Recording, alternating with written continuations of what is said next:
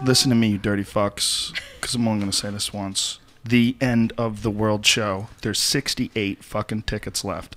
They're probably all spread out. You're probably not going to get to sit with your buddies, but you're going to have to deal with that shit, okay? That's how the world works. If you don't get your shit together early and get the tickets, you're going to have to live in the fucking boonies for the show. You're going to have to just go out there, get your freak on, sit with some other people. They will probably be wearing Death Squad t-shirts. You'll be fine. Honey Honey Band, Joey motherfucking Diaz, Doug Stanhope, and moi. 12/21/2012. Will it really be the end of the world? Who the fuck knows? No one's ever predicted anything right, ever. Do you know that? Do you know that? Okay? And if the Mayans were so clever, where the fuck are they now? Exactly. I don't know. This podcast is brought to you by Onnit.com. If you go to ONNIT.com, you can get yourself some Alpha Brain or some Shroom Tech or some upgraded coffee. We just started selling Dave Asprey's Bulletproof Coffee.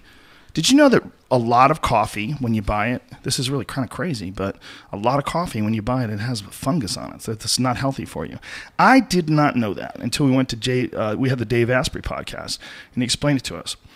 His coffee does not have any of those issues. He believes that that's one of the reasons why coffee has gotten a bad rap from people as far as health tests. He feels like more tests need to be done because the negative health repercussions, he believes a lot of them stem from toxic mold that's on your coffee. It's crazy shit. If you go to bulletproofexec.com, he'll explain everything far better than me because he's actually smart and not just repeating shit that smart people have already figured out like me.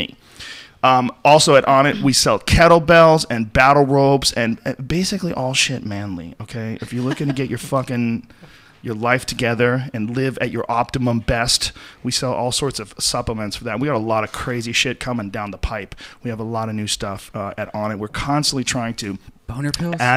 We're working on the testosterone booster. There's apparently a bunch of different natural herbs like Tungat Ali and a bunch of different ones that have actually been shown to have a real effect on your body's production of testosterone. It's kind of fascinating stuff. I need instant boner pills. I don't need this long term. You need that stuff that you were taking, which was basically some of a Viagra. Right. They kind of like fudge it. According to Aubrey explained to us how these boner pills work. When you buy like those at the supermarket or drugstore or whatever, those actually do work. And one of the reasons why they work is because a lot of these companies, they take and they buy I forget the exact chemical name for Viagra, but whatever it is, they buy that stuff in bulk, and then they throw it in their supplements. So, yeah, you take it, you get a boner, because it's Viagra, you fuck. Because I guess there's like this loophole where the FCC, or not the FCC, but the FDA, NWA. Food and Drug Administration. Yeah, they give you like a warning. Yes. And, if they catch you. Yeah, it's like a little fine, and and then if you get busted again, like the third time, apparently it's big. Yeah, and then you just change the company. So that's what the boner pills are. We don't have anything fake, okay? Everything we're selling, especially with in regards to supplements, it's very important. Brian and I sort of agreed this when we first started taking on sponsors. We didn't want to take on anybody shady. We've passed on people. We've had some offers for, that would have paid us money that we were like, I don't think we should be involved with that. We only want to be involved with people that are doing legit, honorable things. And one of the coolest things about Onnit is the supplements are very good. They're the highest quality available. But if you order 30 pills of Alpha Brain, you try it, you say, this doesn't do anything for me, you can get 100% of your money back. You don't have to return the product. You just say, this shit sucks. That's how, first of all, how confident we are that what we're selling you actually works. Like, if you're a mess and your health is not in order, look, you got to deal with that first before you think about any of the effects of supplements, especially something subtle and although effective like nootropics. You got to get your body together, okay? Eat healthy, drink a fuckload of water. If you're taking opiates, stop. If you're smoking cigarettes, please try to stop. Drink a fuckload of water. Take yourself, what is that? Don't take this. Powder? If you ever find this boner pill, don't take it. That's not good? No, because I thought it was good because the guy said it was awesome, but look at the bottom right. It says 1 capsule for 3 days. I had a boner for 3 days, so don't do that. Well, you know what that means? Apparently... But the way it works is there's Viagra, but then there's Cialis. And Cialis will last like a couple of days. So what that's it is. probably what they put in that one. All right. Well, that's not a good idea. They're selling you some fucking drugs and they're sneaking them in. Well, that's the thing about supplements. It's like it's a funky thing because the government, although obviously they don't do the best job of regulating the dangerous chemicals and actual pharmaceutical drugs, because there's a lot of them that wind up being like really dangerous. A lot of them that they pass that people wind up dying from and getting strokes. And I mean, we've all heard those late night lawsuits where someone who was on X drug for, during the period of this year and that year when it snuck through and something was really bad for you. But the supplement industry, it's not really regulated at all. It's really kind of a Wild West situation. That's why it's really difficult when it comes to something like a nootropic. It's like, does this really work? Is this real? There on onit.com, if you go there, there's a science page that explains all of the clinical studies that have been done on the various ingredients and what's good about them and what's been shown, how they've been shown to improve people's test scores. Anecdotal evidence, I'm a huge fan of it. Poker players, a lot of poker players love Alpha Brain. It's just another thing that you should be doing to keep your body functioning at an optimal level. It's not the one thing that's going to fix you, but it is another thing that will help you. It is all the various nutrients that support the brain's production of human neurotransmitters. And even Dennis McKenna was impressed by our ingredients, which was very exciting. Use the code name Rogan and save yourself 10% off any and all supplements. All right, you fucks. We have too many sponsors today. Do we have any more? Yeah, we have a fucking shitload. We have You Ting? want to say something? Yeah, I just got Ting? my Ting phone. Yes, Ting is our next sponsor. How crazy. Huh? I said that's our next sponsor. Oh, How crazy. sweet. Because they finally gave me one of these Samsung Galaxy S3s, which I've been playing around like crazy with.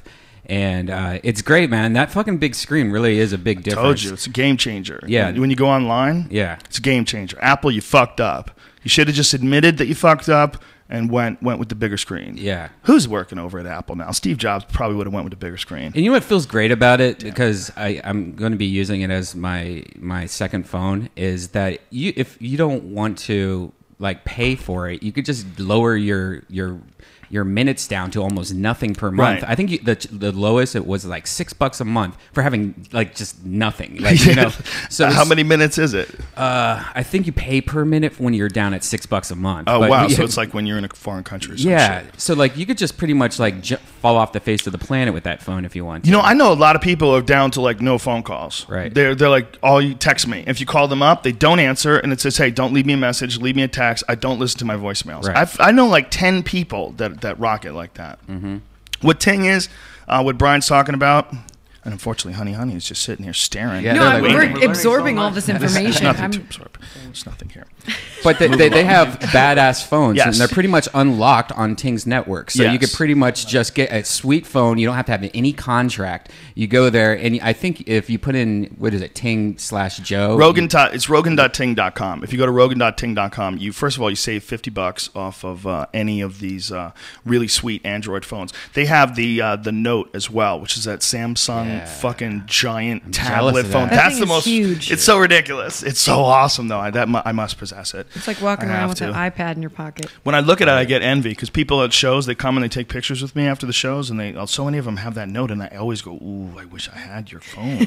I want your phone. I've got phone envy." But the Galaxy S3 is the phone envy. I'm fine with that. That one's fine. It doesn't really need to be any bigger. But the iPhone, it leaves me lacking. I'm sad. Do you remember we've had phone envy for so long? Me and you, like you would have like the E715. We're like, oh my god, they just released the E815, like the Motorola, that little flip those phone. little stupid phones.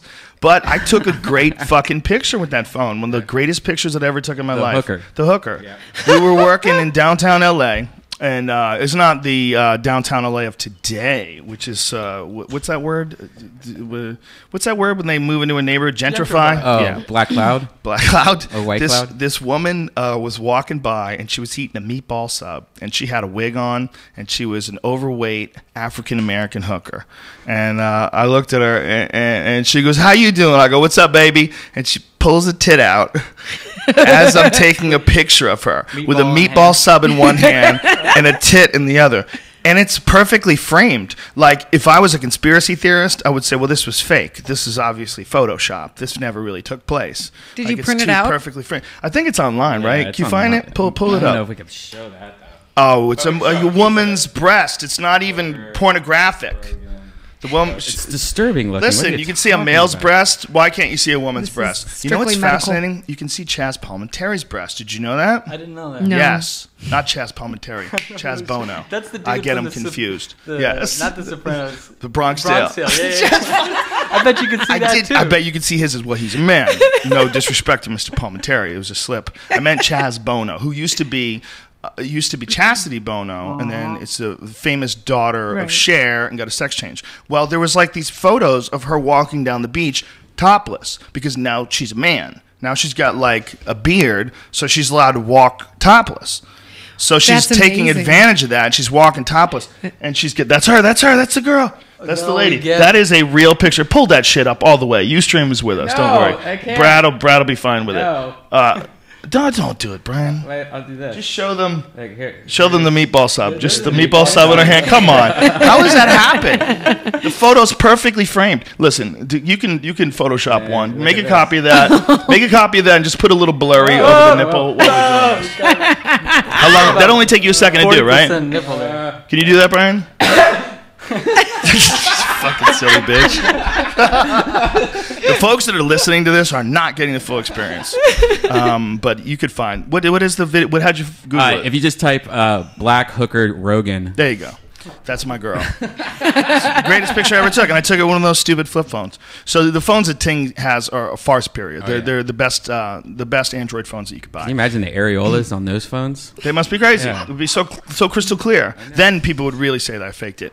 It's an awesome company. They don't have contracts. They have really reasonable rates. And if you don't use all the minutes in your plan, they refund you the money in the next bill. That's tits. They knock your next bill down. It's like the best company. It's like they're ethical. They're not evil. It's possible to run a business and not be evil. It's possible to provide an excellent service, which, by the way, is off the Sprint backbone. They're on the Sprint backbone, so you're getting Sprint coverage. It's not like fucking Fred's cell phone service. It's like legit. It's a huge nationwide network that's really excellent, and it's CDMA, which I prefer to GSM. GSM is AT&T. I have both, but AT&T works better overseas. Most people accept it overseas, but CDMA, I find like Verizon and Sprint, I find it just seems to be a better coverage. That's just where we live. Rogan.ting.com. Go there, save yourself $50, you dirty fucks. You know that video game's pretty badass that I've been playing. Yes, Kerosene Games. This is our last sponsor. Blade Slinger is this game that Kerosene Games. We want to make sure, again, as we said, that anything we get involved with is something that we would actually use, something that we would actually enjoy, and something that is coming from a really good place. There's a lot of video games that they make for the iPad that they're not really iPad games. They're like PC games that they port over to it.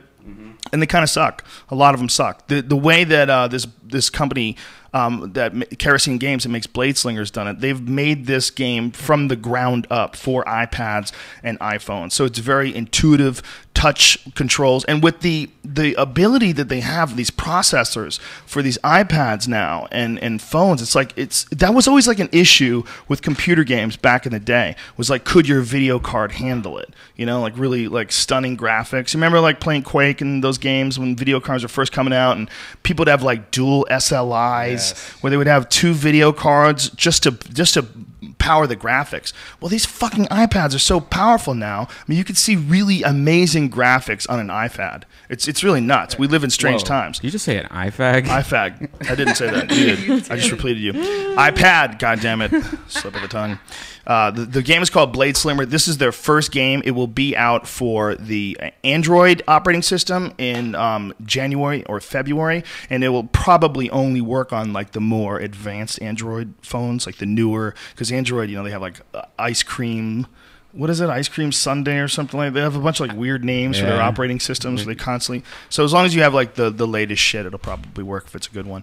But again, the game is Blade Slinger. It's a fucking badass game. It's only $2.99. Hey, I think it's on sale right now. Oh, that's right. That's right. It's on sale for 99 cents. Yeah, so that I think the end of the year you should totally buy it now. It's 99 cents. What the fuck is if you can give a homeless person $1, you can buy a game.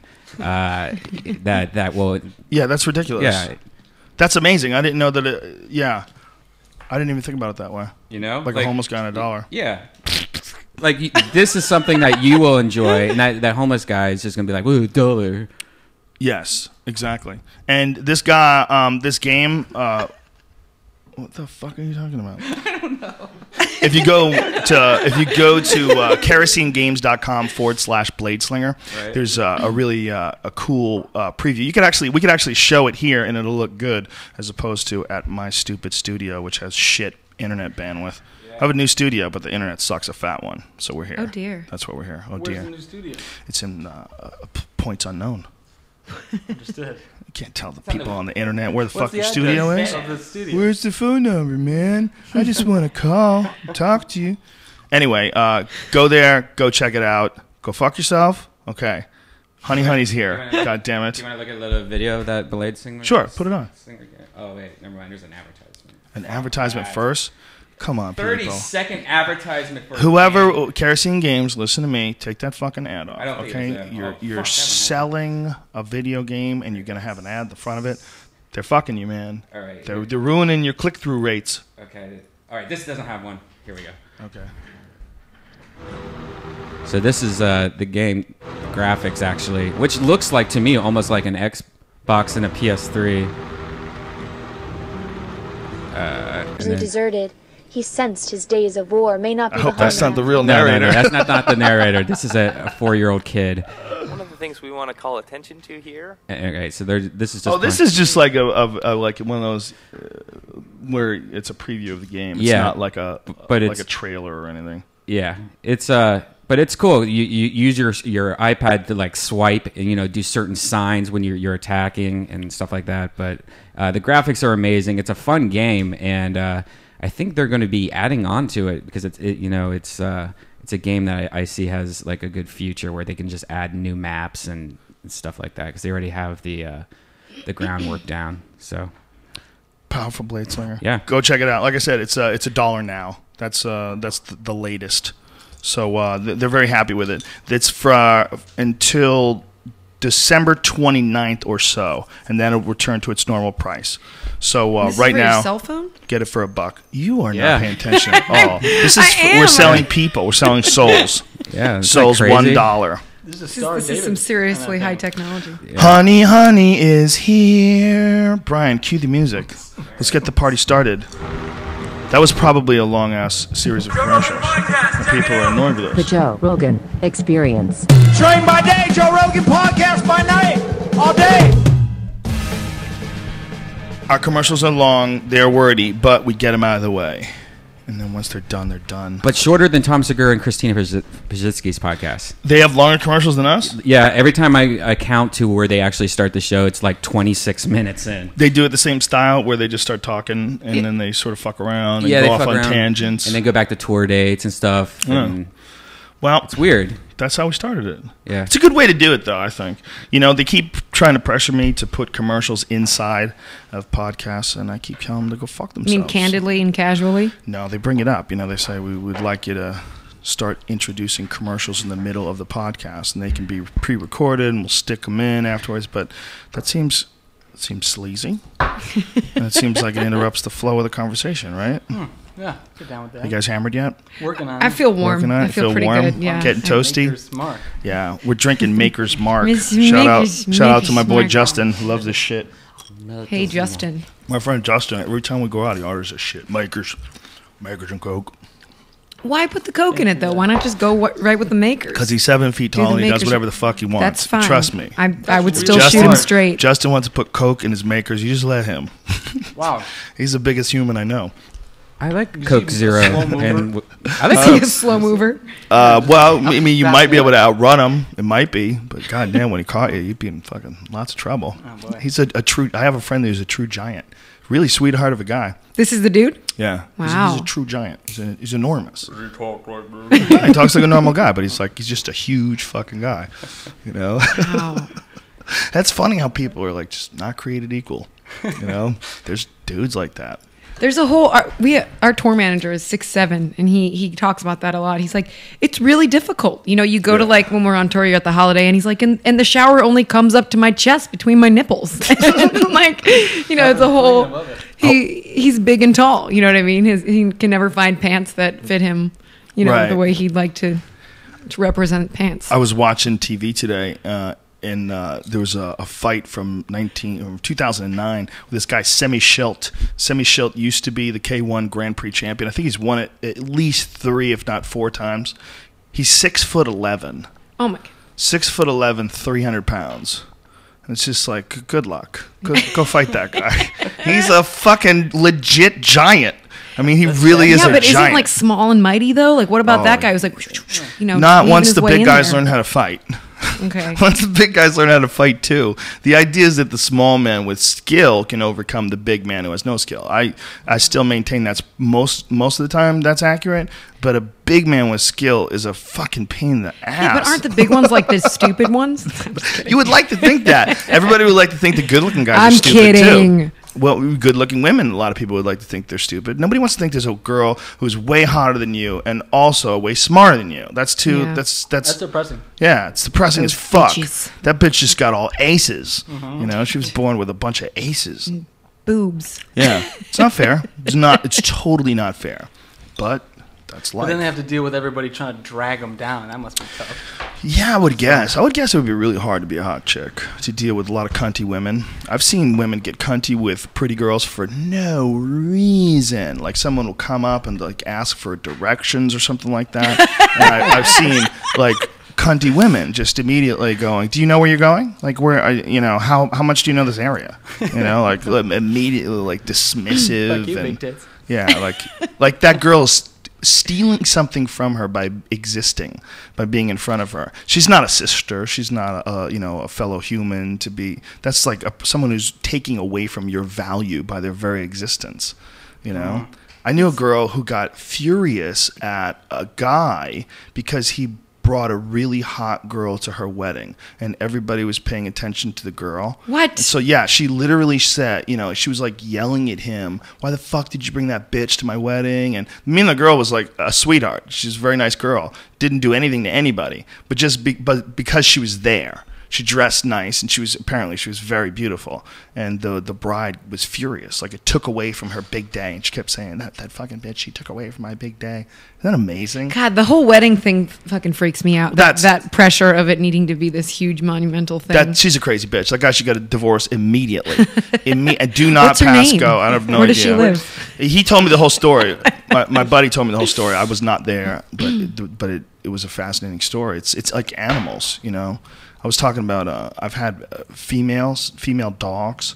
Female dogs do not like other female dogs. They just don't like each other. The dog world is fascinating. They will fight to the death. If we were able to communicate with each other like dogs were, we would just be peeing on each other all day. Mm-hmm. Yeah. and humping in public on the regular. And trying to figure out who the alpha is. Who gets to breed. It's amazing. Who eats the liver. Ben's dog. Ben is a dog named Larry Bird. That's awesome. And Larry Bird I got pictures. is great. He's fucking awesome. That's awesome. Very, he's really zen. The dog is? He is, yeah. He doesn't really bark at all. He just he wants to be scratched on the head. Our very good friend of a friend found him on the freeway in Nashville. And when we moved to town, Ben's been saying he wanted a dog. And my buddy posted an ad on Facebook and said, "Hey, we have this dog. We're looking for a good home." And he's got very long legs and kind of an awkward face. So the name Larry Bird came to mind. That's funny. What kind of dog is he? I think he's an Australian Shepherd. Ah, okay. But I know what those look like. Mid-sized, probably 45 pounds. Yeah. But I don't know if he's zen or if he's just real stressed out all the time and shutting down. He gets very stressed when Ben leaves. Yeah, I bet. Well, it's like all of a sudden he's got something good. He's got someone who cares for him and loves him. I had a female like that. I had a female that I adopted, and she was eating out of garbages when I got her. She was all covered in mange, and I took her in and started feeding her and taking care of her. But she would have massive anxiety when I would leave. She wouldn't know what to do. She would freak out because she didn't think I was coming back. When you get down to that point, like she was like starving to death when I found her, like literally in downtown LA. She was just eating out of garbage cans. You got to think, dogs, they have access to so much joy. Those things are so happy sometimes. So they must get lucky, just as bummed out. too. Well, it's You like know, they gotta- it's like humans too. It's like if you get lucky, you could grow up in a really awesome household where your mom and dad love you and they want to see you all the time, and you know, you're growing up with people that have sort of a sense of perspective, and they can educate you on the ways of the world and constantly give you love. Or you could grow up with a crazy fucking shithead mom and a nutty fucking violent abusive drug addict dad, and you're fucked. You're just fucked. You were born into the wrong spot. And there's nothing you did, and your entire potential completely changes because of that. Your entire way of absorbing the world, of even just dealing with reality, is compromised by this situation that you were born into with no effort of your own, no karma behind it, no nothing. You just were there. I mean, unless you believe in reincarnation, you know, unless you believe in, you know, there's no fucking evidence to support any of that. But the idea that people are responsible, especially like babies, are responsible for terrible things that happen to them because of things that they did in a past life, I'd have to say, Jesus fucking Christ, how pretty cunty cold. is the universe? You know, how about you let a baby slide? You know, don't punish it from some shit that some other entity had done in a past life. It's so ridiculous. It's just it's a super sad aspect of this world. Your life could be awesome or it could be shit, and it's just dependent on who gives birth to you and where you are, you know. Man. Yeah, I mean, we're lucky as fuck. Well, great. We are I'm crying. lucky as fuck. You and I, all of us here, and to live in America, to live in 2012 in America with fucking medicine and doctors and the internet and all this shit.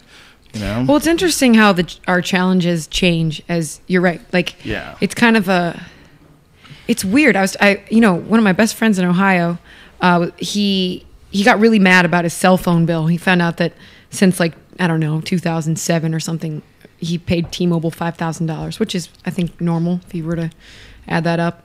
And he was like, this is ridiculous. He's like, I want to spend my money on other things. So he stopped using a cell phone for 3 months. He didn't have a cell phone.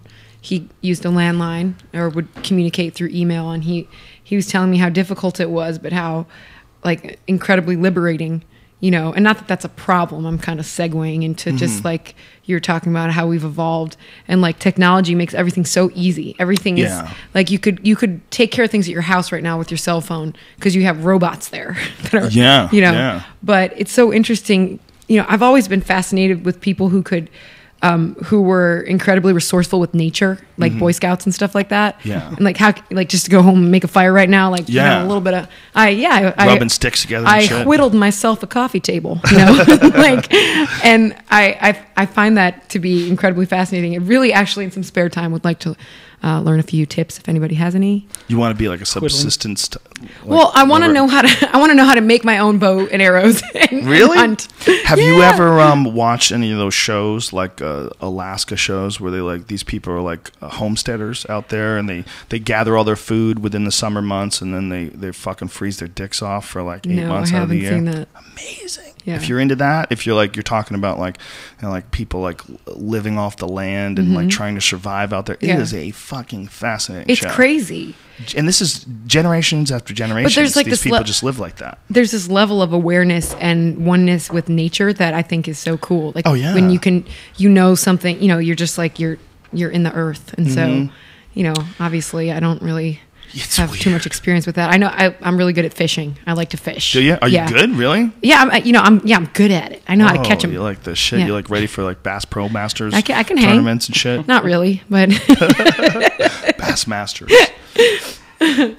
No, I do like to fish though. Fishermen make a fuckload of money. Did you know that? Like professional fishermen. Yeah. Like you can make a great living if you're like a famous fisherman. Yeah. How hilarious is that? This famous fisherman. I think we should try. You want to try with me? Start entering into tournaments. I mean, you're in Nashville. There's like some great bass fishing down that area. In Tennessee. Competition though.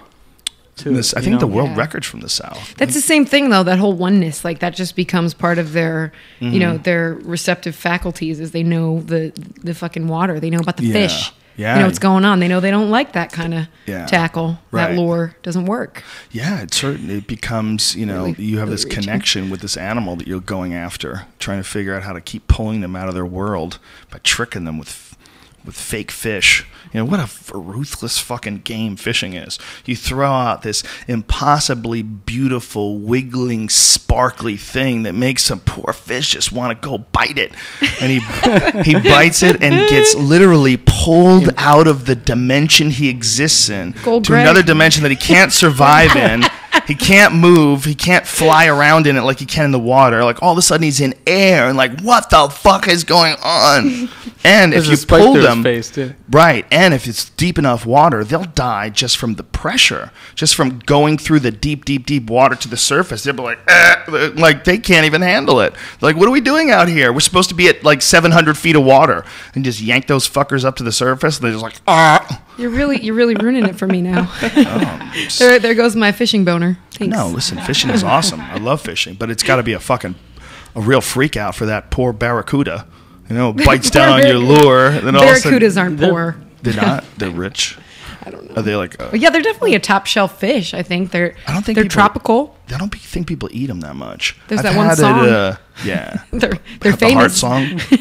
Yeah. Did you ever Did you like no Heart one was like, when you were a kid? What's did that? You like that band Heart? You sing that song Barracuda? They had a bunch of great songs. I got some stuff to help your fishing boner, by the way. I like Heart, and yes, what do you have for me, Brian Redban? Fucking bring that shit. Black power fishing shit. That Viagra Whatever. pill. I just want to know. No disrespect to the Viagra pills and what have you, but what happened to the old-fashioned boners? I mean, just a good old-fashioned boner. Well, SSRIs killed a lot of them. Okay. A lot of people on antidepressants have a huge problem getting wood. Okay. I have normal boners, but it's nice to have like that 5-hour boner when you just want to have like a vacation. Super boner. Like a vacation Brian boner. is just an abuser. A vacation boner? Yeah, once in a while you're like, all right, I'll take care of you. You're just trying to challenge yourself, really? Yeah, I want to see like how much boner I can have. Olympic boner style. Mm-hmm. Okay, that's like marathon boner sex. But here's my question: your partner. I mean, are they having sex for 8 hours? Because that sounds kind of painful. Well, he mostly sleeps. He mostly sleeps. Yeah, Brian just fucks dudes that are unconscious. Well played. That's Brian's thing. Oh, just gives them GHB. He takes Viagra. Called bro rape. Bro rape. You got to be careful about that. You can't even use that. It's real. If you joke about rape, you support rape. Did you know that? Yeah. Stop. Be careful. I know, one of the things I've been noticing. I posted this on Twitter about a lot of lefties. So uncomfortable. There's a funny thing lately where hardcore lefties, you know, what they like to call themselves progressives, they will criticize stereotypical Muslims in television and film. Like I saw these progressives that were criticizing Homeland, and what they're saying is that all of the Muslim characters are cartoonish. You know, and it's like, I find it offensive. They're like finding it offensive. But it's hilarious that they would never do that with cartoonish Christians. Like if there was a TV show and all the Christians had God hates fags posters and they were walking around, you would never hear progressives bitching about fundamentalist Christians that are represented in a cartoonish way. But fundamentalist Muslims, it's like, oh, we have to be aware and conscious, and we have to be like really sensitive to like these foreign people and their ideas. Like wackadoos that are brown, like you have to be like really kind to them and show them kind. But wackadoos that are white and look too much like your relatives, like fuck them. Yeah. Fuck the Christians. Fuck them, and let them be as cartoonish as possible. But you have to be super sensitive about the way people who, Islam, it's not all terrorists are not Islam. As if one ideology makes any more sense than another ideology. Does any of these fucking goofy cults make any sense? Any of them. But progressives, they don't want to criticize Islam lately. It's like these cartoonish Muslim characters. Okay? That's not how I feel about culture. Well, isn't that just as much a cult as any of the other ones? Being progressive is a cult, for sure. The hardcore lefty stance is a cult. I mean, there's shit that fits in and doesn't fit in. It's like when it comes to gun control and these horrible fucking mass shootings that have been going on lately. Everybody's answer is always gun control from the left. And everybody from the right is they need to arm people to make sure that this can't happen because you're not going into an unarmed area. And that if people had guns of their own, they would know, that they couldn't just do this. I mean, You know- it's a complex issue. So but anyone from the left never recognizes that. It's always gun control. You fucking NRI people, are you happy? You know, you can fucking believe this shit. Why do you need a gun? Why do you find a new hobby? You don't need to hunt. Find a new hobby. Well, it's really interesting to discuss this topic because we just moved to Nashville, and that's a gun town. There's guns everywhere, and I have friends that carry concealed weapons. There's this one girl. She's Where like this are you partying? super hot chick, and she's always got a little pistol in her purse. way. Like no big deal. Good for her. But I think that something that's maybe I'll tell you later, at a later date. I'm curious. I think that it's a really interesting feeling to be in a town in a community with that, and where I see it is that like we've heard all these stories of like don't worry, mom, dad, I'm safe, but like our friends of friends getting shot, people being shot, several, like just all these different stories, and there's a lot of crime everywhere, but they had this turn your gun in day to like try and reduce the firearm population. But like at the end of the day, like I'm not pro gun or anti gun. I don't even know what I am, but I'm just like, I was thinking about it, and I'm like, the bad guys aren't going to turn their guns in, and it's a noble cause to try and alleviate violence of any kind, but at the same time, it's like they're already there. And I just don't see how they could go away. But I'm not making, fuck, that's like a strong statement. No, well, you're making a logical statement, because the real issue is not whether or not we change the laws. It's whether or not people are willing to break those laws. And the majority of crimes, violent crimes with guns, I believe in this country, are committed with illegal guns. So it's already this weird situation. The kid who was in possession of these guns, these were his mother's guns. I mean, you talk about gun control. He violated a bunch of different laws before he ever left the house by just handling these guns and loading them and taking them out of there. They weren't his to fuck with. So he was violating laws, and then the question is, why do these things even exist? Why does someone need an assault rifle? Those are legitimate questions. Those are questions that we really should consider. There's no doubt about it. But the idea that we need to take all guns away, it's like that doesn't make any sense. Like, if people wanted to, look what Timothy McVeigh did with a truck and some fertilizer. People want to, they can kill people in a bunch of different ways with a bunch of different shit that you can get, and there's plans for it on the internet. It's amazing, we really stop and think about it, how many people there are, that there's 300 million of us, at least, plus Mexicans, in this country. And we only have, this many crazy people running around shooting people. It's really kind of shocking. It's amazingly good, considering the numbers. It's just when something does happen, it's so horrible and so heart-wrenching, and it fucks with our heads. The real statistics, though, if you think about how many people actually have guns and how many people are running around shooting people, it's amazing. It's amazing how behaved everybody is, for the most part. If you just look at the actual numbers of human beings, this is a crazy time to be alive. There's 300 million people in this continent driving around in cars, getting stuck in traffic, and the amount of people that actually shoot people is relatively small. But when you compare it to other countries with stricter gun control laws, you see those numbers drop so much. True. So that's a hard. But the issue is they've already had that. It's like the question of how do you take the guns. I mean, you'd have to go door to door. You'd have to storm houses. It's like, how would you eradicate the guns from our neighborhood the way they have in England? In England, they never really had it. So when you see like low UK gun violence rates, it's like, they never really had the guns. Even the cops don't have them. They have them in case of extreme situations, like American Werewolf in London. When the wolf gets out, that's when they bust out the guns. You can't fuck with a werewolf when you got a billy club. Silly bitch. But you need a silver bullet anyway, so it's look. I think there's arguments on both sides. There's definitely arguments on both sides. But you know what the other argument is? The unsung discussion is, what was this kid on? What was going on with his head? Was he medicated? Was he on who knows what from the time he was a child? Do you know how many fucking kids get put on Ritalin? Do you know how many fucking kids get put on antidepressants at like a young age? We live in strange times of just manipulating with human neurochemistry, and especially when you're mixing things, which people do. They'll take illegal drugs with legal drugs, and it's a psychotic combination. the Zoloft and cocaine. It's like it's famous for people going fucking berserk on it. Oh, I'm gonna have to try that.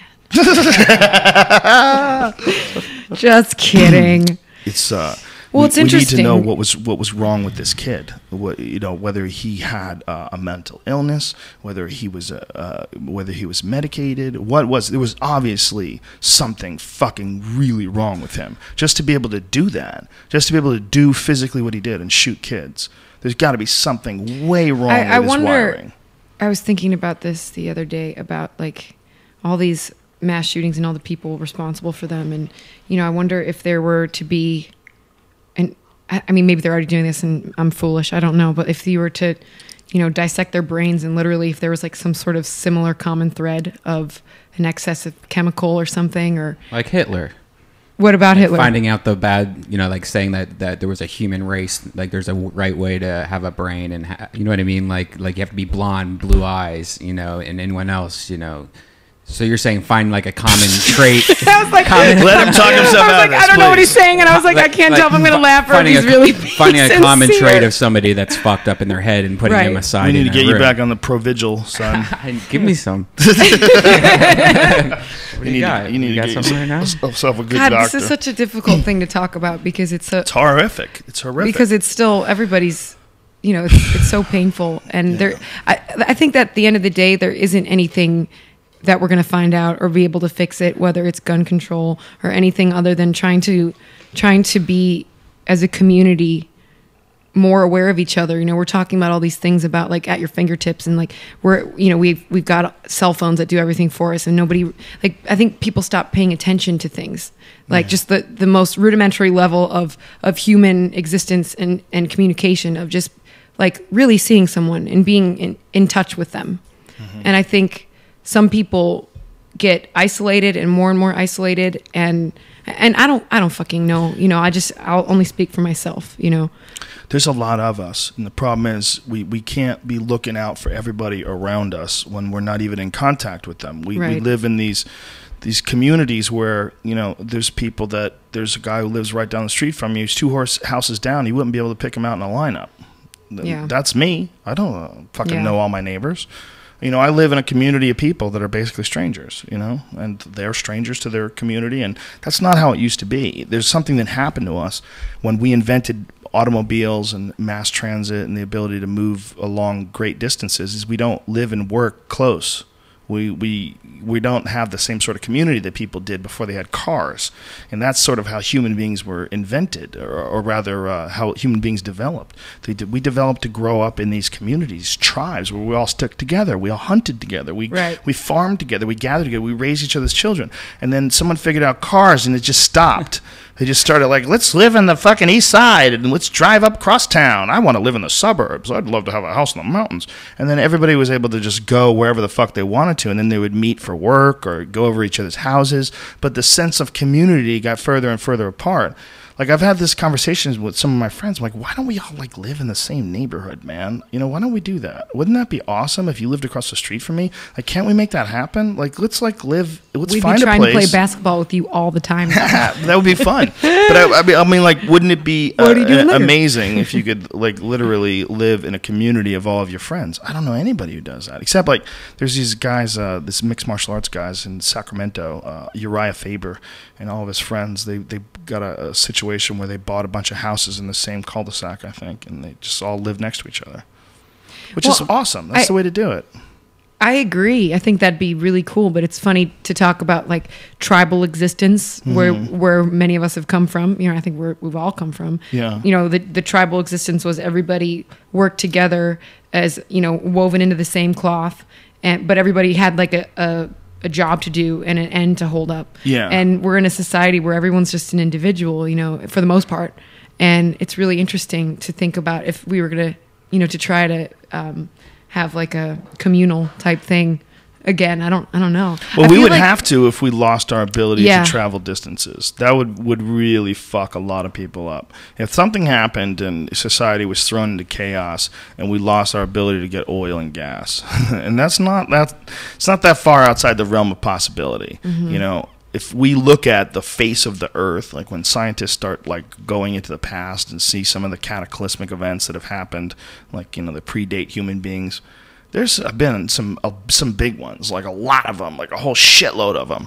And it's really possible that one could happen. And if it did happen, we would lose all electricity essentially forever. For the rest of your life, there'd be no more electricity because no one's going to be able to figure out how to fucking fix it without any real infrastructure available anymore. And you'd have a few people that were surviving by living off the land. You'd have a few people. I mean, that we could go back to that again, like that. One super volcano, one asteroid. There was an asteroid that just flew by, and the Chinese got these photographs of it. I retweeted it. It flies by every 4 years, and it's over a mile wide.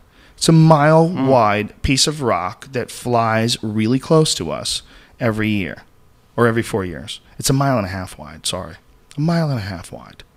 What the fuck? So basically like what's going to happen is times big. Friday, when the end of the world comes, and we've got some stragglers, which will clearly be the majority of the will turn. You know, I feel like this is a real hot spot for, you know, survivors. People survivors. Stick to Yep, it that's right. So we're going to have to come up with a game plan of, you know, I'll bring the canned goods and... Make sure the ratio is good, though. I feel like there's going to be a lot of dudes. Yeah, it's going to be a lot of sausage. We're going to have to bring a lot of booze. Big sausage factory. Not many breedable females. Yeah, that's the problem. Some board games. We have to be real careful. We have to really make sure we protect our genetics. You know, I mean, we really have the whole fate of the human race. So now you're talking like Hitler, though, right? That's right. That's what I'm trying Hitler to had say. a lot of good points. He was just crazy. If you had, like, I mean, look, if you had some real engineering of the human race, you would have to do some culling, right? It's like when you have a thorn or a rose bush and you have some fucking wacky branches, you got to trim them bitches. We accept that. We accept that scientifically. We accept that in the nature world, the world of animals and plants, but we don't accept it with people. We connect emotions to the most horrific and fucked up amongst us. And we don't even want to kill them. We don't want to kill bad people. We don't want to prune them. We don't want to send them to the electric chair is barbaric. You know, it's lethal injection's horrific. We're no better than them. What are you doing, son? Sorry, I don't know why this just what are you started doing? playing. Watching cowboy porn? No, The fuck was I was that? looking for that asteroid, and then an ad came up on this website. Some dude just tweeted at us about The last thing you ever want to do. serial killer expert learns he has the brain of a killer. I don't know. I probably shouldn't even talk about this right now. Yeah, I saw that. That was a You did? documentary. Yeah, it was a guy who found out that he passed all the tests for being a sociopath or a psychopath, whichever one that is. I was going to bring this up earlier, too. There's this article that says, I am Adam Lanza's mother.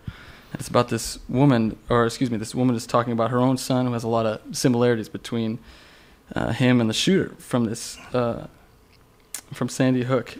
And there's all these, my phone's kind of freezing here, but it's talking about her struggles with him and, you know, the diagnosis they're giving him, all the mood-altering drugs, and they just don't know how to handle a kid with this type of brain. And that's when it comes back to, we've been talking about this a lot, just like, how do you approach the mental health aspect of this? And it's such an inexact science. It's like, how do you treat these kids if you don't really know what's going on, if the treatment is making them worse or better? And that's kind of the gray area that we're stuck in, it seems like. Right. Yeah, and we also don't understand why a person develops that way. What makes a person a sociopath? What makes a person a psychopath? Is it nature? Is it nurture? You know, everyone's different. There's a gradient level. I mean, there's like a spectrum of you know, different. There's people that are just a little crazy. They're okay, but they're just a little crazy. And then there's people that literally don't see reality the way we all agree it looks. Right. There's people that you see them sitting on the side of the road and they're talking to themselves and they're covered in dirt and they haven't washed in a year and they're nodding back and forth and having conversations like, okay, what's that guy seeing? What's going on? I mean, he's having a fucking full-blown conversation with people that aren't even there. What's going on? What's going on there? And we don't exactly know. We know how to give him some drugs and make him not do that. And you know, we know there's something wrong with his firing mechanism and his fucking noodle, but we don't exactly know what that guy's seeing. You know, he could tell us what he might be lying. Who knows? He might be seeing some shit that he doesn't even like to talk about. He might be seeing dragons. Well, and shit. I think if you were to take, you know, a considerable amount of mushrooms, then you would know what he was seeing. I doubt it. I say we try it. Yeah. I don't know. Well, I see your I'm just point. saying. The last thing you want to do is get locked into a homeless dude's way of thinking. And Yeah, all of a no, sudden you yeah. become him. I think I take it back. Can you imagine? People pulling their brains out on LSD. Like that guy from Pink Floyd that they wrote that song "Shine On You Crazy Diamond." Mm-hmm.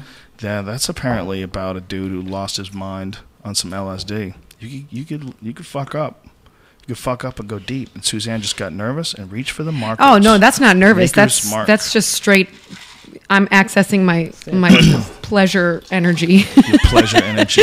How does that sound? The booze energy. That's the pleasure energy. I do love it. Everything's love fine, guys. Don't worry. It's Do you everything's- find there's Monday. a lot of resistance to you talking about loving it? That people are like, hey, maybe You know got a what? problem. Actually, I found this is really funny. We got it. Well, so we talk about booze all the time because we're Right. boozers. Right. I'm not an alcoholic, but I love bourbon. I don't drink bourbon every day. Right. But I talk about it because I'm comfortable that way, and we've had a few emails here and there.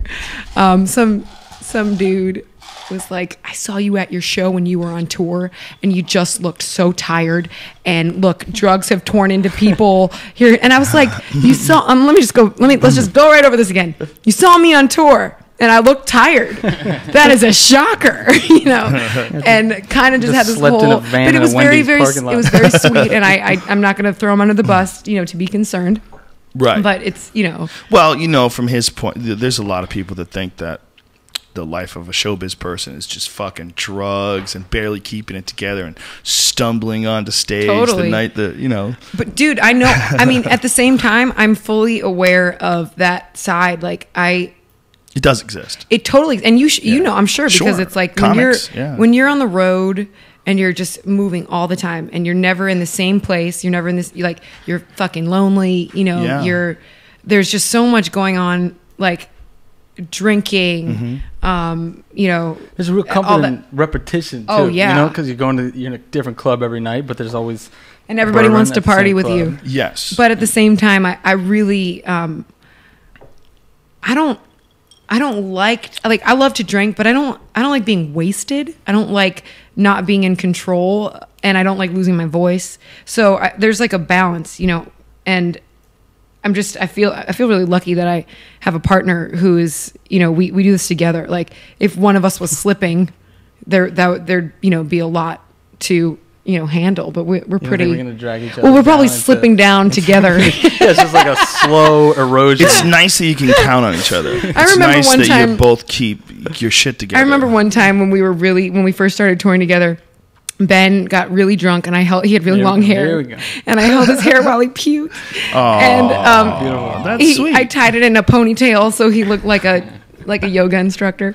That's and then sweet. probably a few days later I got a little drunk, and I remember I passed out with my boots on, and I remember Ben. So I let a whole squad of these guys from the show in. Just went to town on her. Yeah, that's really funny. I think you just contributed to rape culture. I know. So what do you? I'm not I was sure. gonna say I'm gonna call you out. Really, Joe? Really? Oh my god. It's cool that you guys can count on each other. That that you're both in it to do the right shit. To get it done. That you're both in it to make great music. It's like a lot of bands have an issue. Like there's like 5 guys. And there she is. That's my girl. That's a large amazing tata. picture. Come on, that's the picture, and that you can see looks it. like Folks. it weighs like we 5 pounds. We had to block out the nipple because apparently it almost sunk CBS when Janet Jackson whipped one out. Who knows what it could do to UStream? But this lady with her tit out. I did not ask her to do this. Okay, this was the universe giving me a gift. Did She it has turn you sunglasses on? No. And But you sure yes it and wasn't- no. You sure it Don't wasn't lie. CeeLo Green the whole time? Yes and no. It did not turn me on. It did not turn me on sexually, but it did turn me on socially because I knew I was going to post this online and people were going to go bananas. I was very excited. I was like, I have to show people. This is going to give them great joy. I think this is the part where he started to lose his mind. Yeah. I remember that when I lost my mind. Joe Rogan came out and whipped out my titty. Brian, do you think she's alive now? Because that was like 2005. If you had a guess, do you think that woman's know. alive? Like, that Well, if does she not was look eating like- meatball subs every day, I'm sure there's some Italians live cholesterol forever. issues. You'd Do be they? amazed. Thank God. Those motherfuckers, they live forever. That's good to know. But that was a real moment for me. Thanks, Dad. It was a great moment for me. I wish you had that on video though. That would be Yeah, it would be. It would be awesome. HD Galaxy S3 video. Yeah. But then she'd probably sue me. I wonder if she knows that picture's out there. Oh, I don't know. Let's look at it. I wonder if someone's like, girl, do you know that your picture's online and your titties out and you got a meatball sub in your hand? That ain't even me. My wig don't look nothing like that. That is not me. That is not me, girl. I'm telling you. That was a veggie saying. Girl, do you know that there's pictures of you? You got your titty out and a meatball sub in your hand. And bitch, you look fat. You look like Bigfoot. It's an earthquake coming. Look at that gut. Oh, that's a gut of a person who doesn't give a fuck. She doesn't give a fuck. I think that's just a dick. No. That's not a dick. That's a real tit, bro. Look at that. You can't That's a real make a tit, bro. fake tit like that on a man. The fake tits on men always look odd, and the nipples are never big enough, and you know that nipple's the correct size. That's the thing about trannies. Oh, by the way, that's another thing. Tell us what you know about trannies, Joe. People are Please. transphobic. Did you know that, Brian? That's a new issue. Transphobia. A lot of the progressives are going after people that are transphobic. If you're making any jokes about trannies, Really? even saying trannies, yeah. Wow. What do they have a Can't term? joke What do you about. say then? We need to be more sensitive. I'm fascinated. We Did need we to be already? more Did we talk sensitive. about Buck Angel the last time we were on here? I feel don't like know. we did. We might Maybe not we have, just but talk about there's, them all the time. there's never enough talk about Buck Angel. There's never enough. We did a show with him. No, you didn't. Yes, we did. No, you didn't. Fucking let me. I'm telling you the truth. We were in Toronto. Hell? Toronto, Asia. Just kidding. It's in Canada. And we were. Asia became a country. Well, you confused the shit out of people. They were like, know. really? Is Toronto a country in Asia bad. as well? It's not funny. But So anyway, you were we up were, there with Buck. Is Buck Angel from Toronto? Well, Is that the deal? it was called Idea City, which is like TED Talks, and it was a conference for. It was really incredible.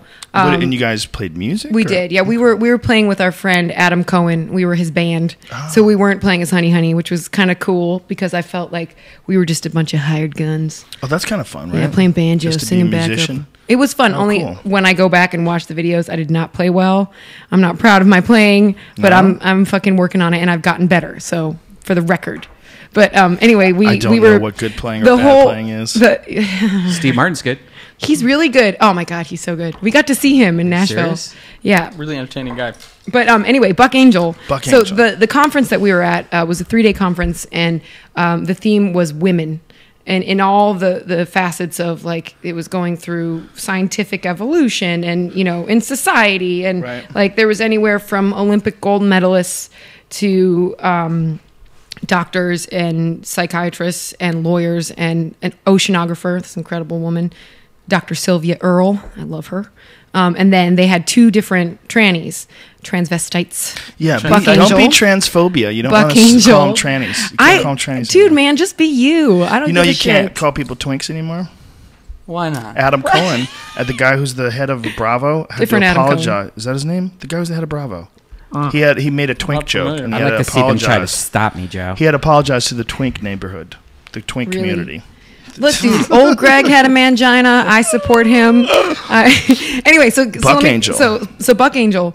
You should explain to people who don't know what the fuck Okay, we're so talking Buck about. Who's Angel Buck is a very famous transvestite, Transsexual. excuse me, who's a woman, but is almost as jacked as Joe Rogan, and just a massive frame of a man, of a, you know, typical man, but actually is a woman, you know. And does porn, right? And does porn. Holla. And is married to a woman. Holla. But which one makes me wonder, does that make him a lesbian? Well, he does porn with girls or guys? With guys, which so I did the maybe girls But that's too, just his but I did professional the Oh, that's a job. I did myself an unsolid, and I was like, oh, I'm curious because I was really fascinated by Buck Angel's Brian, you know what talk. you do. So I went online and I looked up some Buck Angel porn, and it really kind of messed me up because I saw him in the elevator the next day because he was and I was just like, oh God, like I'm so confused. I'm just confused. So But did it feel like gay porn? What did you feel like you well, were watching? it was just like it was a total shaved vag, and Right. it was just so it was like you see the top frame, which is all like Man. he looks like a lumberjack. Right. He's got a goatee. Right. He's tatted up. He has huge muscles. Right. And he lives his life as a man. So I feel it's right to call him him because I think that's what he prefers. And he was great. Like he was fucking cool. Like I liked hanging out with him. But like after I saw him getting pounded by a dude that looked just like him into his vagina, I was really confused. Oh my God. Oh, there's Buck on the right. That's Buck. That is so crazy. Look at him. He's fucking huge. That really does look like a fucking dude. That's I love this amazing. song. I mean, that's a big guy. That's crazy. That Brian added that song, by the way. So did you really? If you go look for that, Brian, yeah, he does that on fucking everything. brilliant, That dude. son of a bitch. Good job. If you go to that actual video, you will not get that full experience. Someone needs to make that mix. But yeah, that looks like a big dude. Yep. And He's there's no D downstairs. But does he have like a enlarged there he is, he's clitoris talking. at least? Yes, but also really excited that he has this project going. I just want to reach out to you kids and let you know that I really had a tough time when I was a kid. And people didn't understand me. People didn't get that I felt like a guy. I got teased. I was in fights constantly. I was isolated. I didn't know who to reach out to. I tried to commit suicide. Oh God. Okay, enough, Buck. You're bumming me out. I wanted to watch you suck some dicks. I didn't want to watch you cry. You're acting like a little bitch. Okay? No. All right, settle the fuck down. You're insensitive. This is more transphobia. You guys are cave people. I'm gonna throw up my vegan pizza now. Oh, that's fun. Anyway. Moving on. Listen, No, it takes boy. every kind of people Excuse to me. make this world go round. I think we learned that in the 70s. And Buck Angel, good on you. Go get that. So then The there was proud another man. transvestite that was transsexual. Excuse me, I'm using the wrong word. Yes, Vestite is thank just a you. pretender in a Forgive dress. my ignorance. Just a man in a dress. Look, I Switcheroo. live a sheltered life. When you go and get your shit snipped, that's when you move into the wonderful world of people that made the commitment. You know? what I don't Ben, what was understand? the name of the Nina other Story. Nina Story. But how did so there's all these hormonal treatments that they have to undergo, and they have to get them every week or every month. I think so. How yeah. do you afford that? It's a good question. I wonder if people's insurance companies pay for it. Oh boy. I bet they do. I bet. Let's find out. Okay, let's Google. I bet they do. I bet this is something that people have been trying. There's a lot of What do we call- transgenders who in are we this talking country to? that are like really in a bad place, and they do not have the money to be happy. Can and we- if they were just switch their gender, and I think that as a community, we should be doing Can we that give this for person them. a name? This character. I want to This is give. my ultra progressive dickwad.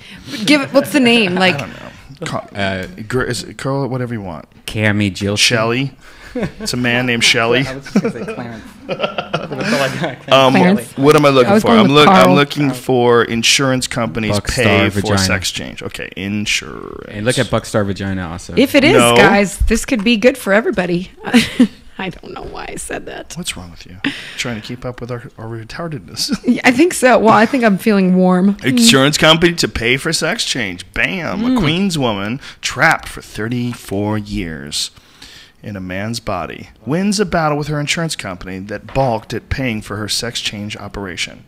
Wow. A Queens woman. I love how they... First of all, this is like really shitty journalism. Really shitty. New York Daily News. You don't say a Queens woman trapped in a man's body wins a battle with your insurance company. No. You say transsexual man who became a woman wins a battle with an insurance company. You don't say someone trapped in a man's body. How about maybe she's not. Maybe you hang out with her for a couple of weeks and go, oh, no, this is just someone who's fucking crazy. Isn't that possible? No. You've made this like huge judgment and painted this in a very biased way. Although she does look like a chick. There's got to be some people out there that have had actual sex changes and then tried to go back. Yeah, I'm sure. I'm sure people were bummed out. I remember this guy got really bummed out because he couldn't come anymore. He realized that he was never going to come. Well, that was what Nina Story talked about. Nina Story is a famous transsexual that was also at this conference, the aforementioned conference. And she had undergone how many surgeries, Ben? It was like... she had she was addicted to plastic surgery. So And she'd gone under 60 times under the needle, and God. But she did something that was really interesting. She chose to have her body be a canvas, and she documented the whole change. So she has videos, and there's I think she what's has her a name book, again? Nina Story. Oh my God, what have you done? And it's funny because like you look at her and she's just like this unbelievable, like she has a figure like she's like Jessica Rabbit. She looks like Jessica Rabbit, exactly. And it's interesting. It's just like it's a fascinating visual. And she was really intense, and she was talking about her power and her energy, and she had this really. I think this is the wrong crazy person. voice. There's another Nina Story that's a singer. Is it not Nina Story? No, there's another chick. Okay, then we're fucking There's wrong. just a chick who sings. You fucking ruined her life. Oh, no. A vocalist. Audio clips, lyrics, concert schedule, photos, a style incorporating pop, Also blues, a funk, transsexual. alternative rock, jazz, and soul. What does it Plus, say about her penis? I used to have a dick. Oh no, I think it's a different person. I think it's a different person. Did you find it? Did you find it? Oh, Buck Angel. Oh, what is that? Oh no! He's Don't showing show me him Buck that. Angel's enlarged clitoris. Is it And enlarged? Yes, it's quite. Oh come on! Oh quite, my god! Quite funky. Okay, I'm gonna look up Nina boy. Story. God. Why did you have to transsexual. do that? Don't you understand? It makes me uncomfortable. Why? It's just it makes Listen, me so confused. don't be. Okay, don't be. But that was what they both talked about, was that, and I don't blame them. They said that they didn't want to go with the full sexual transformation because the propensity of losing your orgasm was very high. And who wants to lose that? But how are you gonna look like a chick if you still have a dick? You know, I mean, if you want to really be a woman and pretend you're a woman, you're gonna have to give something up. You're gonna have to give up shooting loads. It's called a mangina. You're gonna have to give up shooting loads. Never. No? I think if a woman, if a man wants to be considered a woman, you can't have a dick, okay? If you want us to call you she. You know what's really funny, you guys? I was tempted to tell my parents to listen to this one. I was like, because they haven't listened to the previous two that we did here. And I was like, I bet today's going to be different because I feel like everything's cool. Yeah, talk you about don't. education. You don't really. Are you sure it's not Nina Arsenault? That's it. Maybe. Nina Oh, Arsenault. maybe? Nina Arsenault. Dude, Nina Story. Way off. We are sorry, Way off. Nina Story. Nina Story, sweetie. Nina Arsenault. Sweetie, we're so sorry. Sweetie. I'm sure- Please go support Nina Story on iTunes. Go buy her shit. We apologize. Nina Arsenault. I'm sure You're right, she your does- Twinkle's doing great. He does look like a crazy Barbie doll type thing. Ooh, Jesus Christ. The Silicone Diaries. Okay, so I guess that's his thing. What's really amazing is the body language because she still moved like a dude. Oh, came out. stop before No, I she puke. didn't. She did. I Remember thought she was came very out, feminine. She sat down like Well, she this. said that because she said that when she would open her legs to you, that was her power energy coming at you. Wow, power energy. Power You know She what? didn't sit like that was like her like I opening up interpreted that. her metaphorical hole. There's nothing metaphorical My about it. goodness, son. My goodness. It's a real deal. Joey Diaz and I were in Vegas once, and we a transsexual showed us the package. With Mrs. Rogan was there as well, and she got a chance to look at it too. And Joey said it best. He said it looked like a bat with its mouth open. Oh my god! It looked like someone had slammed an apple core into someone's cock. It's like, you don't need that anymore. Let me just scoop that bitch out. And then pull some ball skin over the hole and like stitch it. It looked like an empty hole where a dick used to be. Oh wait, it was a. Yeah, dude, and it's in the The wrong actual spot job. too. By the by, have you ever Was noticed like that? was it fake, on the front? Well, fake vaginas they're more towards the front than the real vagina. Real vagina is sort of tucked Well, a do little they bit feel further differently? back. Real vaginas like Well, it tastes different. They're a lot more salty. The Oh fake come ones, on! What are you doing? You're fucking kidding me. You're kidding me. Wait, you can't You're show a- tits you're a on criminal, Ustream? but you could show that. Well, that wasn't real. It just looked like it was something sexual, but it was Oh my just a God. dude with his hand being silly. Gonna have to Maybe learn you that guys trick. can fucking exercise the horrible feelings and thoughts in this room and sweep them out of here with a song. Can you do that? Because this conversation has gone dark. Yeah, can we? It's We been a don't- dark one. This was a dark one. Well, somehow or another, we We started off out. so well with dogs. It was like dog world, dogs people weeing on each other, and it Yeah. was okay. I mean, there's a quick descent from there. But we got the school shootings, I think, led us down a dark place. Then we tried to recover with some humor. And then Transsexual talk. yeah, it got I'm exhausted. crazy. Got a little crazy. Well, you guys brought up the Buck Cherry. So, Cherry.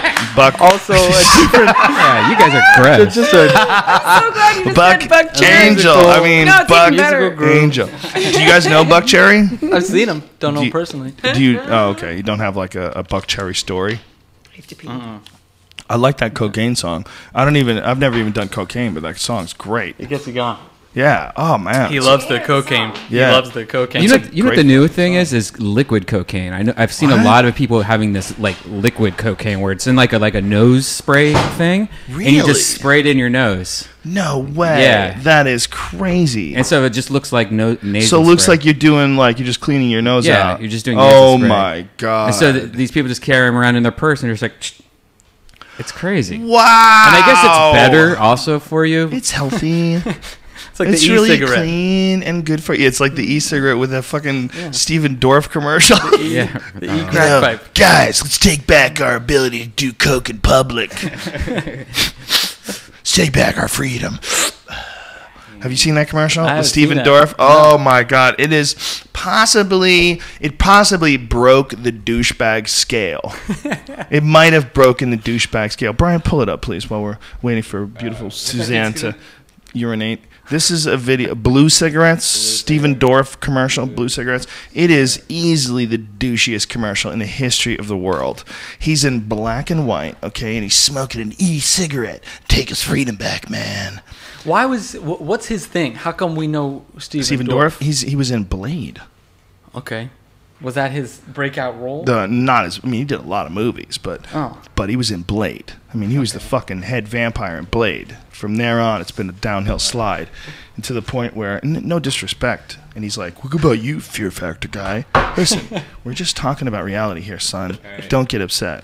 I don't know. You're building. I probably would have done that commercial too, that cigarette commercial, if they paid me enough.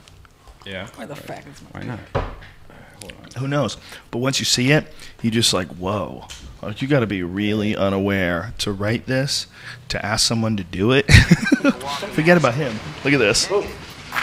Wait till you see it. I'm tired of being a Brian, stop with the music. I'm tired of being a walking ashtray. I'm tired of being a walk- Negative 2. I'm tired of feeling guilty every time I want to light up. Negative 1. I'm tired of being a walking ashtray. Negative 2. I'm tired of feeling guilty every time I want to light up. I'm Steven Dorff. I've been a smoker for Hold 20 on, years. pause this. Suzanne must And see I this. You got to see this. Just hurry up and sit down. The Steven Dorff cigarette commercial. Have you seen this? Cigarettes? No, I haven't seen. I've seen the ad. It's the douchiest commercial. Oh, you broke your leg. It's the douchiest commercial in the history of the human race. I don't think there's been a douchier commercial. It's for Steven Dorff for electric cigarettes. Negative Okay? 1. Look at this. I'm tired of being a walking ashtray. Negative 2. I'm tired of feeling guilty every time I want to light up. I'm Steven Dorff. I've been a smoker for 20 years. And I just found the smarter alternative. Blue e-cigs. Blue lets me enjoy smoking without it affecting the people He's around in me. Malibu, by the way. Because it's vapor. Look at this. Look at this. Not tobacco smoke. That means no ash. And best of all, no offensive odor. I With still Blue, would you with can the smoke lights at a out. basketball game if you want to. And how about not having to go outside every 10 minutes when you're in a bar with your friends? The point is, you can smoke Blue virtually anywhere. Oh, that's so dumb. Oh, I don't like this. I don't like it. We're all adults here. It's really I bad. like Time we take our freedom back. It's time we took our freedom back. I like how he looks away. He paused Rise away, from the ashes. looked away. Stop it with the music, you fuck. Look Okay. at him. Look at him. He's like looking cool, black and That white. is so holds it out. unbelievable. It broke the douchebag scale. It literally broke the douchebag scale. It's black and white for no fucking reason. I'm shocked. There's no reason for that. It's an artistic Art, choice, art, man. yeah. I'm gonna do this commercial, but I want it to be arty Oh as no. fuck. Oh no. I want to look like So Jack I Kerouac. have to be honest with you. I smoke electronic cigarettes because There's nothing wrong with smoking but them. I don't like to tell anyone or do it in public because I'm embarrassed. But like I'm satisfied because I'm not smoking regular cigarettes because I love them, but they're bad for me. Well, I don't think electronic cigarettes but are that good was for you either. that was one of the douchiest things I've ever seen in my life. I feel like I need to take a timeout. No, listen. I support the idea of electric cigarettes. It's not the idea of electric cigarettes. I totally support it, but that approach, the cool guy on the beach, It's not in cool. Malibu, That's the thing. Someone should get up there and be like, "Hey, I do this," but it's pretty fucking But gay. the image that they're trying to portray is like this man who's like rugged with his stubble by the ocean with like a seaman's jacket on.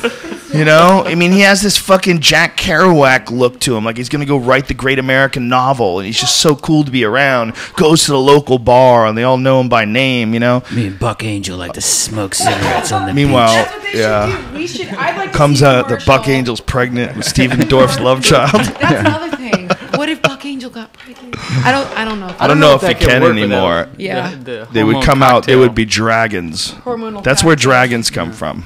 There's When Stephen Dorff societies from- figure out how to turn a man into a woman, then a guy fucks it, and then it gets pregnant, a dragon is born. I think I saw that in Game of Thrones. Where is it? Game of Thrones coming out in March. It's in. Is it? Yeah. Ooh, you just made me excited about March. I can't wait. Now There's- the end of the world can't come. It's you December know what? I don't. 21st. I honestly, I'm gonna take back what I said before. About what? I think we're okay. I think we're okay. I really do. We're okay. We're But just the crazy. aliens are coming. Well, I think the aliens are already here. I know. If you get in an isolation Wayne's tank, an they'll alien. talk to you. Did you? There's that show. I fucking love this. I haven't seen it. I don't even know what's the show called on What show? ABC. The Neighbors or something, where it's about aliens and No. they come to life. No. They come to Earth. That's what the dude as- from ER. I'm not sure, Noah but from ER. all I know is my friend told me about it, and forgive me if I misquote myself. But the show is about these aliens that come to Earth, and they look like people, and they don't have like substantial up-to-date information on how to integrate themselves into the human society. They have this like sports almanac from 1985, so they all give themselves names like Jackie Joyner Kersey and like Larry Bird and Wow. Kareem Abdul-Jabbar, and it's like a 6-year-old white kid and his name's Kareem Abdul-Jabbar. I could be totally wrong. I've never seen the show, but my friend was telling me about it, and I thought that was funny. That's kind of funny. The end. Yeah, that's how the aliens come, and 6-year-olds that pretend to be black athletes. Dude, I would. Yeah, that's how to do it. Confuse the fuck out of everybody.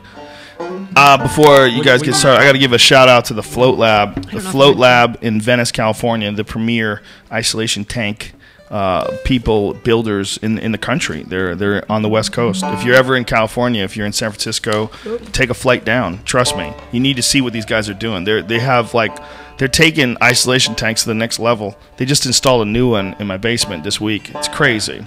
You got to come see it. We got to make a new video. Remember that last video you made? Let's make a new one because this new one's insane, and I want to take care of them.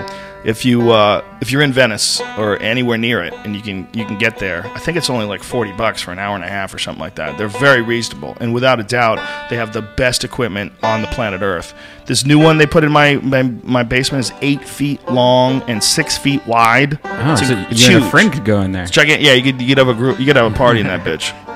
Get Buck Angel and Buck Cherry Yeah, both of together. them. Pile on. Stephen And Dorff. if Buck Angel got pregnant from Buck Cherry, that might be the apocalypse. Dude, what if you had to be in the isolation tank with all of them and Stephen Dorff? Yeah. Ow! Yo, crazy bitch, but you fuck so good, I'm on top of it. Hey, get off me! Get off me, man! I'm trying to be cool by the beach, man. Hey. I don't think what you're doing's cool at all. This isolation Get it tank's together. not good for That electronic sounds like a cigarettes. Tired fucking of being nightmare. guilty. Tired of being guilty about lighting up. And you could light up at a basketball game, because you know me, man. I like to go to the game. Hang out with the guys, have a beer. Why does your man vagina smell like Jay Moore? What exactly does Jay Moore smell like? I don't know. What does he Buck smell Cherry, like? Buck Cherry. Buck Angel.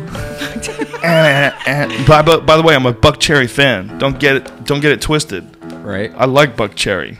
I And that crazy bitch song. No. That when I think about my ex-girlfriends, like all of them, they could play like all my memories of every chick that I dated until I was like 26, and throw them together with a Buck Cherry song, that crazy bitch song. Just all my memories of every crazy one of them, splice them all together. So respect to Buck Cherry, and respect to Buck Angel.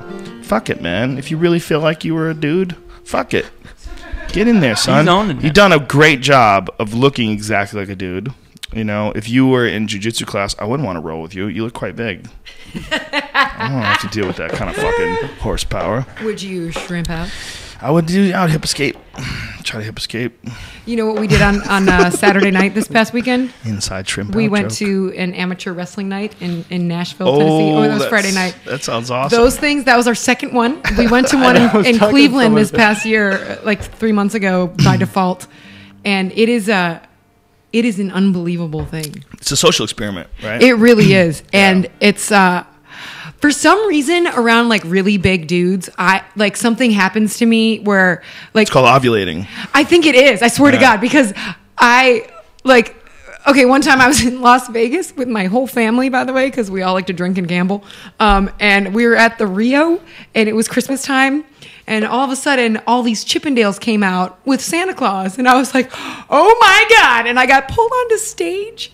And I couldn't do anything except go, just like freaking out. Because they picked me up and they were just so big. And I just kept touching their arms. And I was like, oh my God. Did your hormones start firing over time? You know, I can't say, because I'm a real personality kind of girl. Mm-hmm. So the whole thing, I think just the actual visual is such a shock to my system of like a big dude who's like picking me up and his shirt's off and he's hairless and greasy. But were you willing to let it go and like accept the fantasy? Oh yeah, no, it's a total fantasy. Total Magic Mike on this motherfucker. Yeah, I mean, and I don't know. In my mind, he's probably hung like a field mouse, and I was fine. I'm just kidding. In your mind, you figured out a way to rationalize it. I was like, yeah, there's nothing. This is all wrong. This is all wrong. But there's something because you're about a personality girl. The big dude. Yeah. Oh yeah. I mean, but the big dude thing is such a like crazy phenomenon to me. So if you could go into a parallel dimension, which could never be accessed again, and those Chippendales guys could just run a train on you, but no one would ever know. You would be cool with that. I don't know. As long as you could just let it go for like what it's not even real. It doesn't even exist. And after it's over, you go right back to the moment where you thought up that idea. You're the only one with the memory. It's all good. You know, if we had some deep talks and they held me afterwards, I think I'd be cool with it. It's tough to find deep talks from the Chippendales guys. Probably a lot of Chippendales guys are listening to this podcast right now, and they're going, bro, okay, if you were in my shoes, dude, you know what? Let me tell you something. Magic Mike fucking got me going. I was into it. But anyhow, I digress. We were at the amateur wrestling night, and there was one of those dudes, and it was like he was not, obviously he wasn't grade A top choice muscle meat for me, but he was really interesting, and there was like great personality. I disagree, but grade A top choice muscle meat. How do you define that? Do you have like it's all like I said. Are you looking for like a Brock Lesnar type character? Like what is your grade A? I'm not sure who that is, but I like that name. Brock Lesnar, former UFC heavyweight champion. See, this is not my realm. So I need some help. Kind of looks like the Russian dude in Rocky. Yeah, he looks like a Viking. Like he looks like I'm into that. You know, he's come here on a boat with a fucking sword in his hand, hops to off pleasure the me. Beach. Not really. Yeah, probably cut your head off after. I don't know about that. But while he's fucking you, it'd be like an experience. This is so bad. I cannot believe I was going to tell my parents to listen to this podcast. I hope to Christ they don't. I'm Mr. sorry, and Mrs. Honey, we really apologize if you're listening right now. We didn't mean to paint her in such an unfavorable light. They can hang. This is all just play. We're play. This is entertainment. In real life, I would never talk to your daughter like that. She's a beautiful human being, and I respect her very much. But on the podcast, we got to take our shots for entertainment, okay? And that's where the whole gangbang, run a train, Chippendales in the parallel dimension thing came from. I don't want that to happen. I don't think Suzanne wants that to happen either, okay? They were there! But afterwards, what did they say to you? I don't think anybody knew what to do, because I was just like, wow! I was high. I mean, they picked me up. They picked me up. Right. Did that feel good, though? Kind of exciting. I'm tall and lanky, and like that doesn't happen very often. Like I can manhandle you? Yeah. Women want that shit. That's your DNA crying out. That's why a dude doesn't want the opposite. A guy doesn't want a chick who carries him upstairs. Like, what the fuck? If a girl picks you up and carries you upstairs to fuck you, you're like, okay. Like, you're already defeated. How many times has that happened to you, Joe? Then. I don't think it's ever happened to me yet, but Mrs. Rogan, life is young. Things can happen. People can get crazy. Yeah, but a man doesn't want a woman carry him, right? Have you ever had a dude carry you, Ben? A girl, rather, carry you, Ben? Not in a sexual sense. Maybe just around town. Just around town? I've hopped on a few backs, I think. Wow. Yeah. You got to be really confident that someone doesn't fall backwards. Yeah, I'm not piggyback confident rides are enough. tough. I have a Especially when picture of people you are grabbing of your Chris ankles. holding you and 2 more of your friends. He's a big guy. He's a very large Wow. man. 2 more of your friends? Yeah, he's he large. picked up 3 people? 3 able-bodied adults. Although the lady was on the small side. She was very tiny. What's the small side? 100 pounds? She's probably like a 5'2" That's a lot. something like that. To add to a dude. He's a big dude. He's like you- your 7-foot bro. Wow. Yeah, There's some big humans out there. it happens. Honey, what are you going to play for us? What do you want to do first? Excuse me? What? I literally just say You it. want to do Radiohead? Let's do Wanna that do first. that? Okay, Because here we the go. other one's sad. Yeah, no sadness. This is a cover. We did too No, much the other, sadness. that's uplifting. Obviously. This is a song by Radiohead that we wrote. You ready? I think so. I don't know if I Fucking am. don't start without me. I just borrowed this guitar. I don't want to hit this thing. Okay. We're just gonna go with it. Yeah, let's do it, Benny. You ready? Yeah, does that... Okay. Is that okay? Here we go, bitches. One more time. 2. Yeah. 1, 2, 3, 4.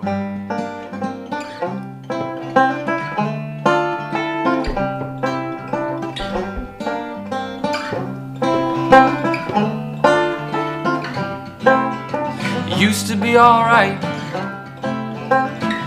What happened? The cat gets your tongue.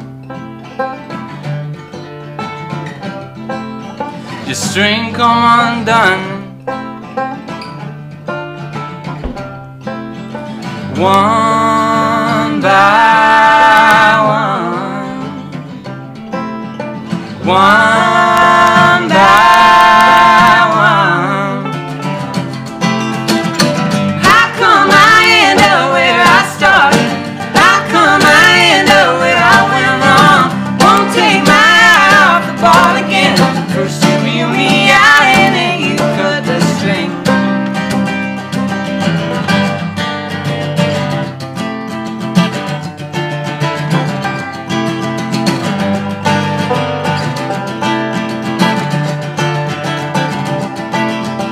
Used to be alright. What happened?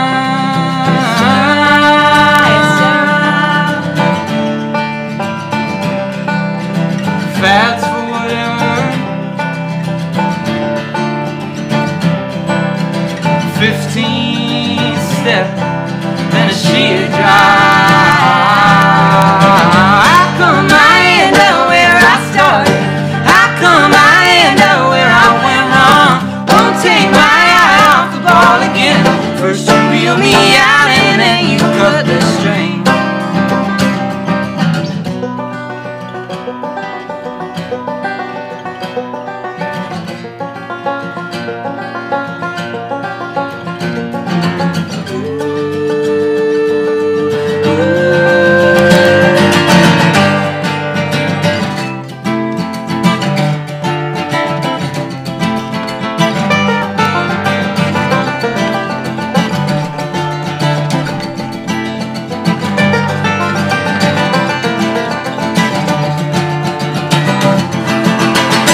How come I end up where I started?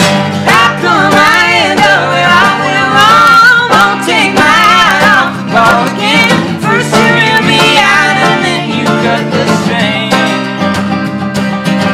How come I end up where I started? How come I end up where I went wrong? Take my eye off the ball. First you reel me out and then you cut the string.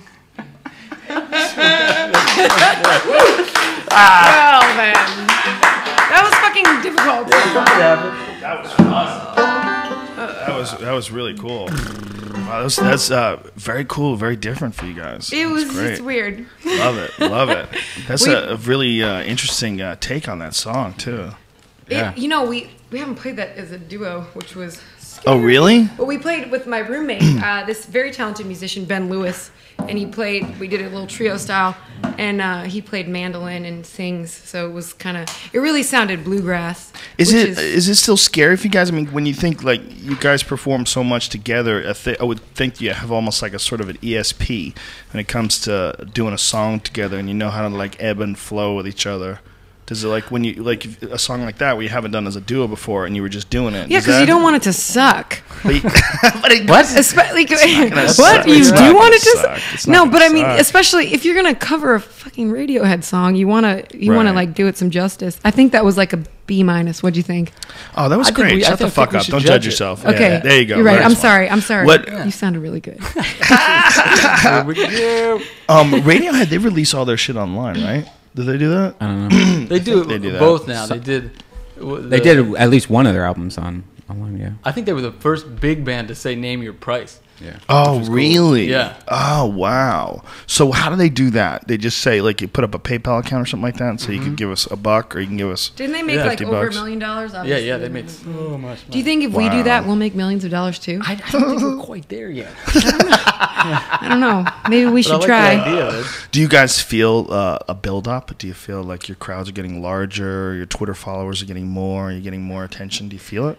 We're kind of cruising right now because we're working on this record, so we haven't been going out much. We haven't been touring that much, and it's not a low. It is a low because we're not touring. You're just so there isn't the energy. Creating new stuff. Yeah. Do you when you do that, how do you take time off the road and you just like say, okay, we have to set aside X amount of weeks? Like how do you do it when you decide you're gonna? We keep trying to set deadlines. No, we're setting deadlines. So we're going to be recording by late February, but we have a lot of work to do. You know, we have a lot of writing that we haven't done yet. And it's so funny. Last time we were here, we were doing the Kickstarter stuff, and in between, we've been making all the rewards, all the people who donated to the campaign. Oh, the videos and There's stuff. a fuckload of haikus, man. Let me tell you something. That's hilarious. It's been really, really fun and a lot of work. But like the actual, and it's just the two of us. Like nobody's helping us with it, which is really, really the truth. And like each person, like 90% of them, we don't know who they are, and that it's such a cool feeling. Like, you know, someone gave us people giving us $500 or even $25, whatever the case is, like a really amazing feeling. And then like to write them their haiku and to like it. I'm stuttering. Well, it's really cool. I hear what you're saying. It was fun, but we're almost done. And we got a couple shows, you know, things like that here and there, but really we're just writing. It's really cool. And, you know, these people are always going to have this connection with you now. It's, you know? Yeah, it has been a good thing to see all these names. Now we have all these names. We know the names too. Yeah. Like we have addresses. We fucking know where you live. That's pretty fucking badass. It's really badass when you stop and think about it. You might need to sleep on your couch. It's so unusual, you know. If you really stop and think about it. I mean, how often does a band get to do that? I mean, the Rolling Stones never got a chance to do that when they were coming up. You know, who gets a chance to do that? No, but they hung out with the Hells Angels, and no big deal. Is that okay? That's yeah. a substitute? That's what we need to do. Is we need to get a motorcycle gang behind us, and I think that's just like straight to the tippy top. That gets like people stabbed. You got to be really careful with that shit. I mean, knives aren't so bad. Just kidding. I make jokes. This is kind of a weird, maybe terrible thing. I got through the airport security with a knife yesterday. Somebody else just told me the exact same thing the other day. Yeah. You did? I realized it was in my jacket, and I said, fuck. What are you carrying a knife for? What are you doing, man? It's a gift. You getting crazy? It's a gift for a friend. Maybe I have to shit on the fucker. When you're a jet for life? Yeah, exactly. I was snapping. Are switchblades making a comeback? Yes. I carry a knife on me all the time. Do you really? Yeah. Whoa, you gangster. You know what? Like when you some packages are really hard to open, Joe. When you walk to your car, you want to open something, you got a little thread on your coat, just... Listen, don't think I don't appreciate it. If I was a chick, I'd be armed as fuck. I didn't really think about it as much until I moved to Nashville, and I'm alone a lot of the time, so it's like... Never mind. I'm fine. I'm totally armed. I have a big dog. Dudes just pulled their pants off. Dude, I'm fucking... I'm alone a lot of time. When did you start dating big black guys? Time to fantasize. From the beginning. Oh, Suzanne. Please stop. Sorry. That's my giant horny redneck that sees you at the supermarket. I will fight to the death if I have to, you know? Well, I like how you roll. You got to do what you got to do. This is getting hardcore. Living in Nashville is better, worse, different? I'm going to say better. Different. Yeah. Better in the sense that from a, I'm here to play music vibe. Like, you get so much more for your dollar. It's a very affordable town. There's incredible musicians on every corner that are welcoming and inspiring and helpful. And like, we have all these friends that help us with like just getting integrated, and I really like it. It's funny. I was telling Redban earlier. He's like, "How you doing?" And I was like, "I'm great, and I love LA. I really do." But like the minute I got on the 10 and I was stuck in traffic, I was in a foul mood. Really? Well, yeah. I just like I wanted to get here. I wanted to go pick up Ben across town, and like it was funny. It like took so long to get here. I left at 12:30. Wow. And I don't know. There's just something about Nashville that I really our productivity, like your energy. I have more energy. I go to the YMCA like 4 times a week. I mean, things are. Look at this. It's happening. So you have more time. More time. Much more time. But why is that? The pace is so much slower there, just in general. And it's a smaller town. There's not as many people. We know fewer people. Mm-hmm. You can get around easier. Yes.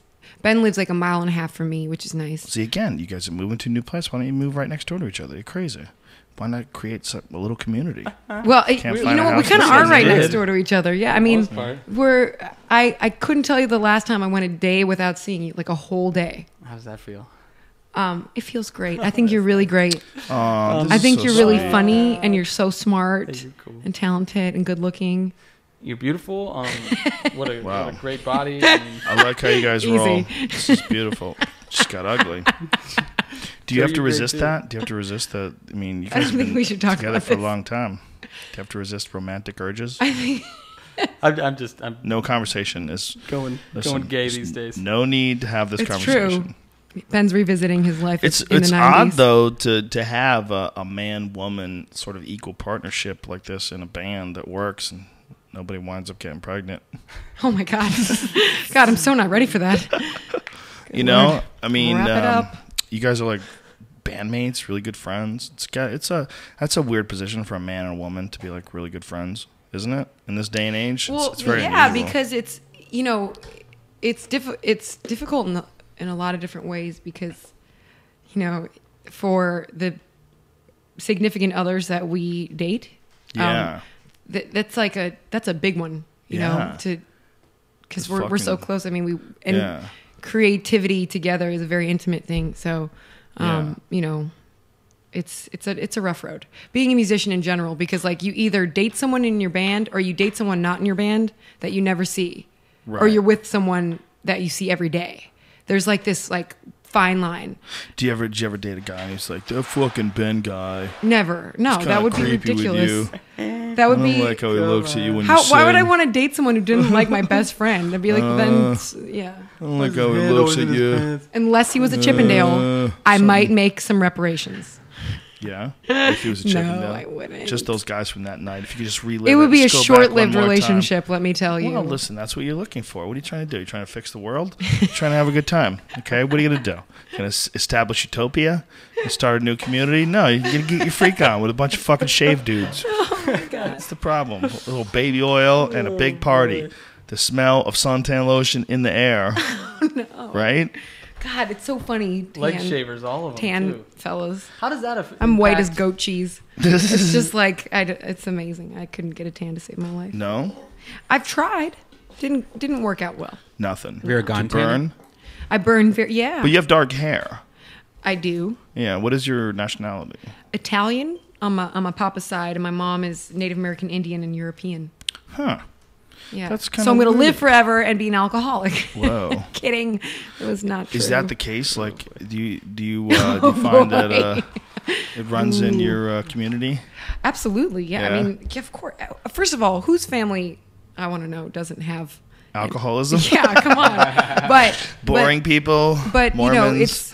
it's true. Like every culture has their physical relationship to it, genetically speaking.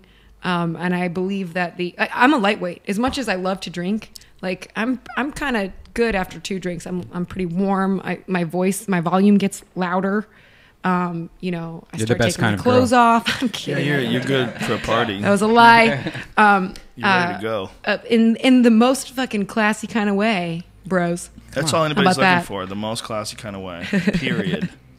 But anyway, yeah, I hope that I said that well and it was not offensive. Do you find it is easy to make friends in Nashville? You guys like Yeah. meeting cool Yeah, people everybody's and super you enjoy it?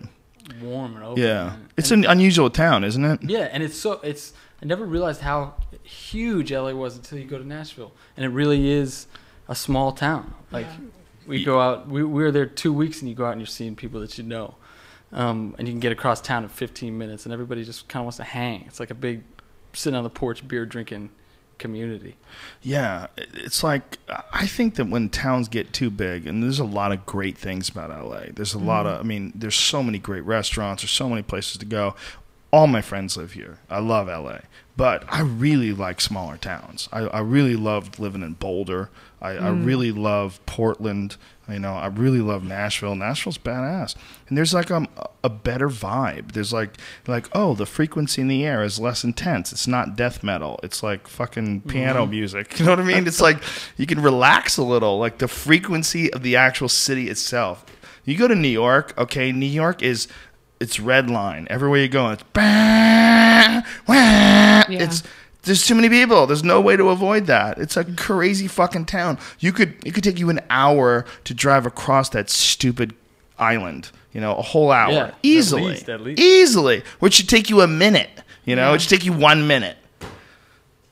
I tell you. So that kind of stress is going to definitely affect people socially. And you don't get that in like a place like Nashville. And that in itself is better.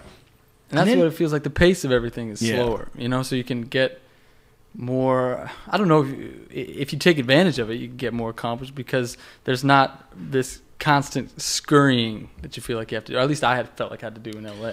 Yeah. You know, it was like get to here, get to here, get to here, get to here, and then nothing would actually come of any of these things. No, I feel that. I feel that constant scurrying. You know, I've had friends like Eddie Bravo. He used to live in West Hollywood, and he liked living in West Hollywood because he felt like when he lived there, the pace was like a faster pace because everybody was doing things. It made him feel like you had to get up and get things done. Mm-hmm. That is the last shit I need. You know, I do not want that. Well, it's kind of like you have to get up and get things done, and then you can't get there on time because you have to wait. That's a difficult thing to digest. Do you guys do any Ween covers? No, but we talked about Piss Up a Rope last time we were here. yeah. We And played where'd it. the cheese go? Where'd the cheese? Oh, is that it? Where'd the cheese go? Oh, that's great. I love cheese. You love cheese? You know what's a sad thing about cheese? Oh no, Joe, don't. Tell you what's a sad thing. Don't. In this fucking country, okay, people are not allowed to use unpasteurized milk to make cheese. You have to pasteurize the milk and homogenize it and boil it down and kill all the stuff that makes the cheese taste good. You ever have cheese in Europe? No. Oh, you gotta have cheese in France. You have some non-homogenized cheese in France from an old like cheese maker. Some motherfucker who really knows what they're doing. You can get it in America. I mean, don't get me wrong. There's places in. We used to get some Ruining my cheese really dreams. delicious cheese.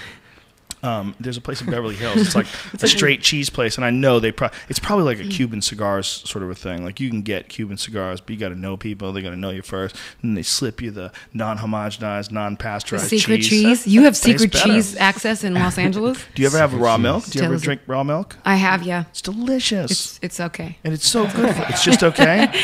You know, raw milk with cookies, you cannot go wrong. Warm, a little curd. With some badass fucking Straight from the teat. Yeah, if you get sitting on the lap of an elderly man. Couple pubic hairs. If you get some badass cookies, okay, some really good like Nestle's Tall House type bitches, like what is that with that place at the airport? Did where you just go say to? Nestle's Toll House cookies type are bitches?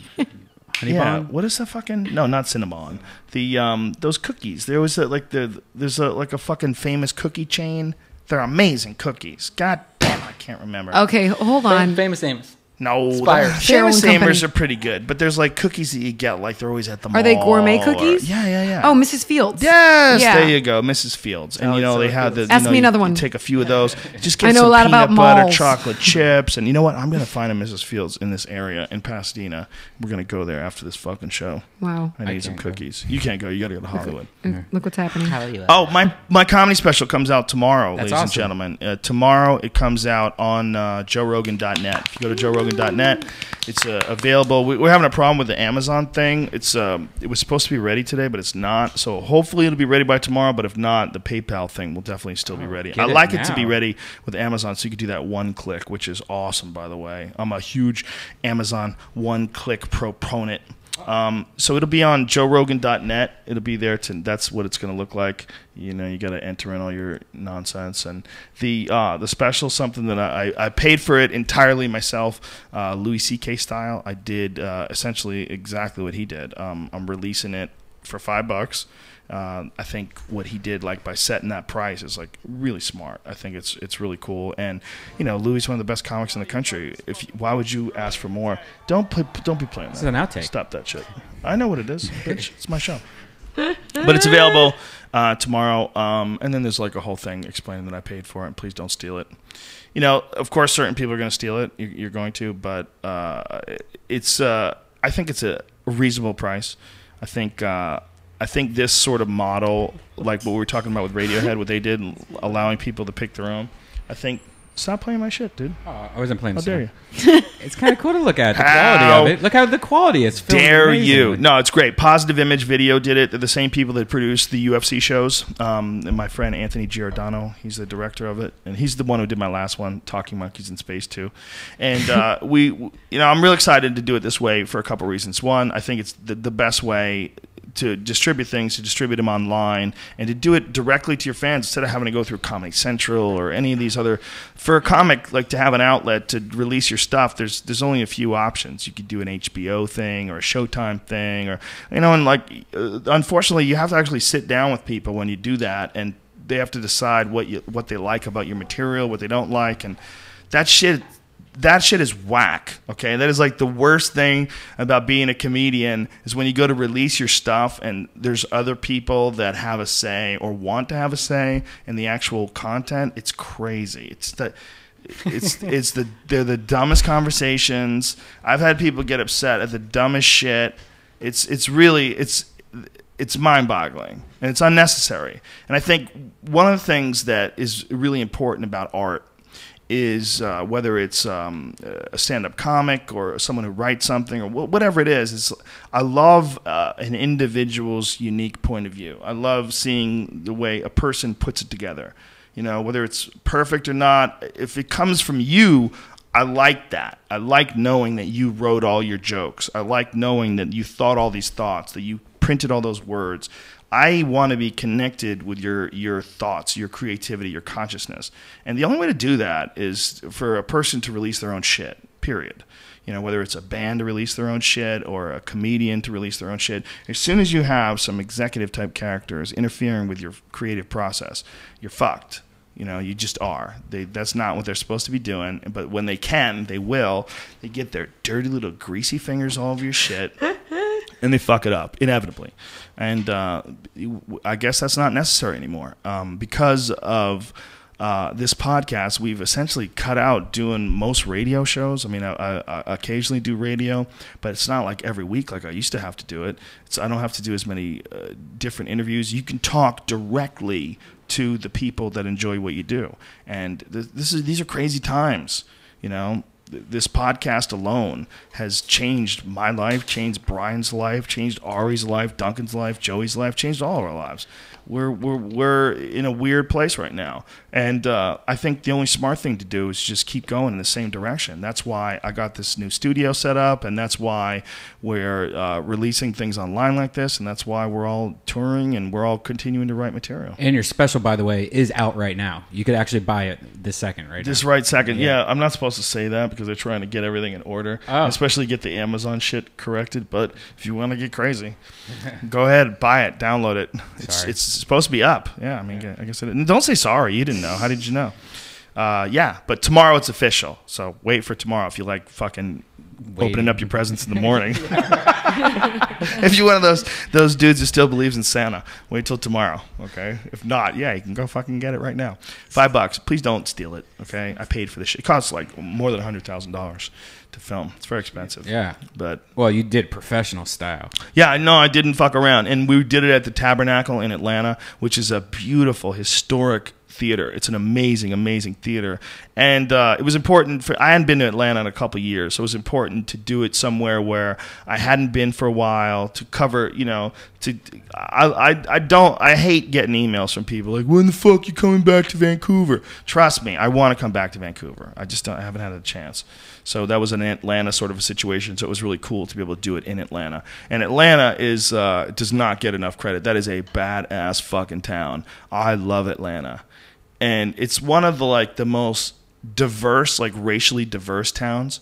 Atlanta's one of those places where you see like a lot of black dudes wearing suits, like a lot of like gator shoes, yeah, stuff like expensive cool. clothes, and driving like it's a weird thing. It's like there's a lot of like black professionals in Atlanta. It's like the level of interaction between white people and black people, it's way higher in Atlanta, and that's a fucking real problem with LA.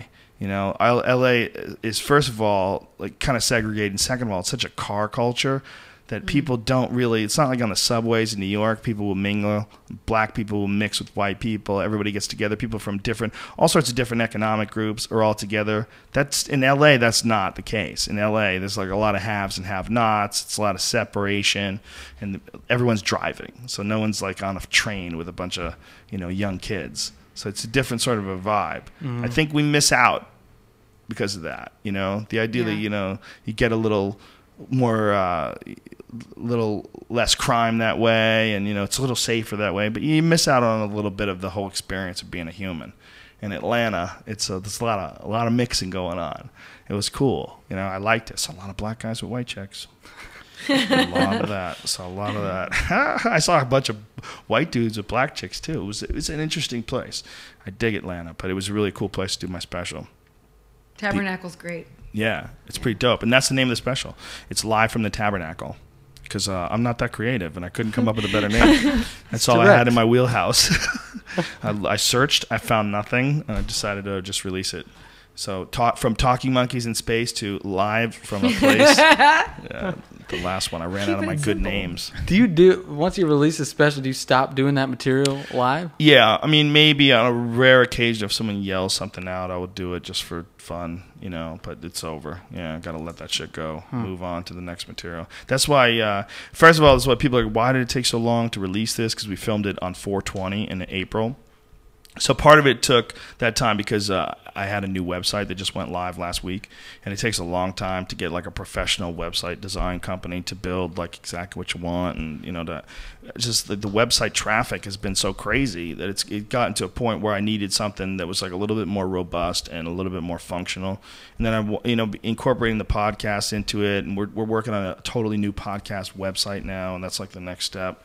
But it's the whole podcast thing is just it's gotten so out of control. It's almost like, I don't know, Brian, if you feel about it the same way I do, but I always feel like we're like on a fucking little boat on top of some crazy wave, and we're like, whoa, what do we need to do? We need 4 fucking rafts. Okay, let's get rafts. Like when we buy shit for the studio, it's always like, what do we need? Oh, we need more of this shit. We need more of that shit, and it just seems to be kind of growing on its own, and we're just kind of keeping up with it.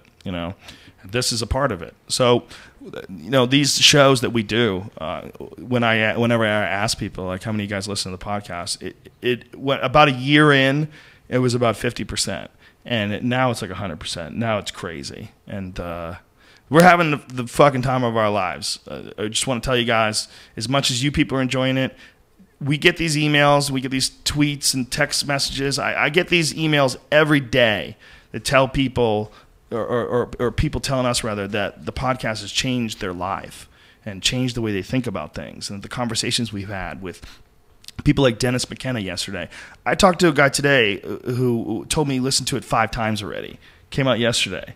It's like, it was such a crazy fucking conversation.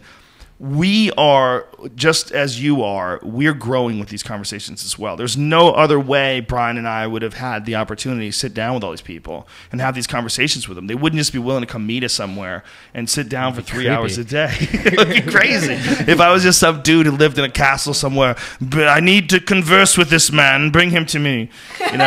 the only way you can really have it has to be worthwhile for them too, so they can get their message out. So it's this whole thing has been a real symbiotic exchange. So when you guys, I can't say it enough. People keep telling me, hey, this podcast changed my life. I've heard it before, and I appreciate the fuck out of it every time. And there's no other way to say it. We're blown away by this whole thing. We appreciate it. Is this like love music in the background? I've had the time of my life. I've had the time. Is that Dirty Dancing? Yes. Oh, it's beautiful. Remember there was 2 albums? Don't put Baby in a corner, okay? All right. So JoeRogan.net, go get it. It's available on PayPal and I think Amazon and hopefully Amazon's ready by today. It was supposed to be. If it's not, it should be around tomorrow. But that's it. All right. Hi-ho. Go fuck yourself. Or not. I don't care. Honey, honey. Honey, would you like to play another song? Honey would be joining us this Friday at the End of the World show. The first time we've ever done a show with a band, ever, in the history of the world. Yeah. No pressure? Nothing. Oh, we've never. Shit. No, please, it'd be awesome. No, you guys, I believe, were the first people that played live in here, right? Weren't they? Yeah. Yeah. Everlast was second. You guys were first. Yeah. We came before Everlast. Yeah, Popping cherries left and right. Dude. Yeah. Damn. We love popping cherries. Holla. What? Cherry. What did I think you just contributed to rape culture again. No. That could be consensual. Buck cherry pop. and she's my cherry pie. Dude, hey, thanks for having us on here again. Please, we love you guys, and the people that contact us online love you guys. The people that we've talked to so many people that say thank you for turning us on to Honey. We've I met get a it lot on of Twitter, them, and they're awesome. Isn't that cool? It's so great. It's so great. Yeah. I don't know what happened, man, but we have the coolest fucking people in the world that are connected to us. I really don't get it. I don't know how it took place. It's an amazing lack of douchebags. It's staggering. The actual douche numbers to cool people numbers, it's crazy. It doesn't exist anywhere else on the earth. We're creating utopia. It's pretty cool, and we appreciate it. Listen, we appreciate you guys. You guys are awesome. You're incredibly talented, and like I said before, we do whatever the fuck we can to promote you guys. Thank you. Well, speaking of, I want to say that we have a show in Cleveland, my hometown, on 12/26. That's the day after Christmas at the House of Blues in downtown, and I feel like it's like only half full right now. Powerful Cleveland, get out there, bitches. So if anybody's in the area, we're headlining, so we're gonna play for a nice chunk of time. Beautiful. When you guys do a headline set, how long do you play for? I think we're gonna do 70 minutes. Yeah, 70, Something like 75. That's a good number. I like to do that on stand-up too. When I do more than that, I feel like I'm testing people's paying their attention. And they're like, enough, dude. How much more you want attention? Well, we talk a lot too. There's a lot of just Do you guys have like Paul Stanley type banter? Paul Stanley. I don't know who Paul Stanley is. Paul Stanley from Kiss. Oh, I never seen that. I was like, is that a comedian? I thought it was that guy that was like, I don't know what. How many of you out there like to taste the alcohol? Oh no, but you never we seen should. that? Brian, pull some of that up. Paul Stanley introducing for Kiss before we play this song. If we try that, you're talking about Paul Schaefer. No, Paul Stanley from Kiss. Paul Stanley. Paul Stanley talks to the audience. Honey, and we think you're great. No, you have to do it. You have to be totally fucking cheesy. Yeah, Paul Stanley talks to the audience. This is a short video of Paul Stanley talking and playing with the audience at a Kiss Alive 35 concert. That's we should do this. But that's Peter Criss. What Paul Stanley does, they made CDs out of it. The dude, whoever you are, that's made those CDs, I forget your name. Thank you very much. This guy sent me a stack of them. They're hilarious. It's all Paul Stanley from in between songs. How many of you out there like to party? Like that kind of shit. It's like super duper. He's getting mad with the guy with a laser. He's getting. Oh, some guy's got a laser. Bring that guy up here with the laser. Come here, schmuck. Schmuck. Come here, schmuck. No, yeah. People know you're an old Jew when you're calling a guy schmuck and you don't have a shirt on. Try to find that one Paul Stanley talks to the audience. Yeah, that's just so they could get rid of some douchebag. Is that it? That's amazing. Yeah, how about that one? What was that one? Oh, that's another one. It's all making fun of his laser wig. one. Anyway, my point is, I have no point. That's my point. My point is, he's a hell of a showman, that Paul Stanley. Got it. Smart guys, those Kisses. They made a lot of money, those Kisses. Yeah. They really worked it. Are you guys fans? What kind of music did you listen to growing up? I listened to have a really, really old dad, so I was listening to like classical music and music from Whoa. the 20s and 30s. Ben, how old's your dad? He's super old. He's 91 now. Whoa. Yeah. Wait a minute, how old are you? I'm 27. Holy shit. Yeah, and this was before Cialis. Holy shit. And 5-hour boners. So I'm damn. praying for How that. old was your mom? She's 28 years younger than him. Whoa. So she's, God bless your dad. That's Ben's, why you got a Ben's boner. dad served in World War II in the Pacific and stormed the airfields of Peleliu. Holy shit. And he's no big deal. hardcore. Yeah, he's hard. He's amazing. Holy shit. Mark Jaffe. Dude, your dad is a hero. It's That's true. why you got a boner. It's 28 years younger chick. Yeah, It's a hero boner. Yeah. Oh my god, I can't It's a believe hero this. boner. You don't look Asian at all either. You don't look Asian at all. How dare you? He's Russian. He's a mail order bride child. Damn. Easy. I'm talking about mom and dad here, you fucks. So you listen to classic shit? That's like Yeah, well, I listen to, like, he would start, there's an opera called The Magic Flute. Yeah, this is going there with it. It's Mozart. Mozart wrote this opera called The Magic Flute, and he played every single weekend. So he'd just be blasting. He'd blast it like he was playing AC/DC, but it'd be like every weekend. Yeah, so I remember that. And then did he get you into playing music? No, not really. Neither of them did. They didn't really play that much. But I don't know where it started, but I just decided I want to play violin first. And I played violin when I was like 6, and then I dropped it. And then I started playing drums. And from there on, I just kind of freaked out about it and got obsessed. So from age 6, you started with the violin, Yeah. huh? Wow. I can't play it at all anymore, though. No? Which is a shame. I feel like, actually, it would come back. If I really You put should in the take time. it. You should give it a whirl. Yeah, I think I believe in you. I think She I sounded could pretty get down. sarcastic. No, I'm not. I'm serious. I believe in you. I think you can do it. Come on, champ. Challenge Give her a shot. Get in the game. Come on, Rocky. There is no tomorrow. What about you, Suzanne? How'd you start? Well, I listened to a lot of, like, juxtaposed with my folks run an Italian restaurant. So I grew up with a lot of, like, jazz, like Rosemary Clooney and Frank Sinatra and Louis Prima and stuff like that. And I like that a lot. And then, like, regular, like, 90s rock pop, like... Scorpions. My mom listened to Roxette. There was a lot of Roxette in the car. What's Roxette? Oh God. What's their song? Hold on, it'll come to me. Fucking A. Redban. Where are we at here? Oh God. Roxette?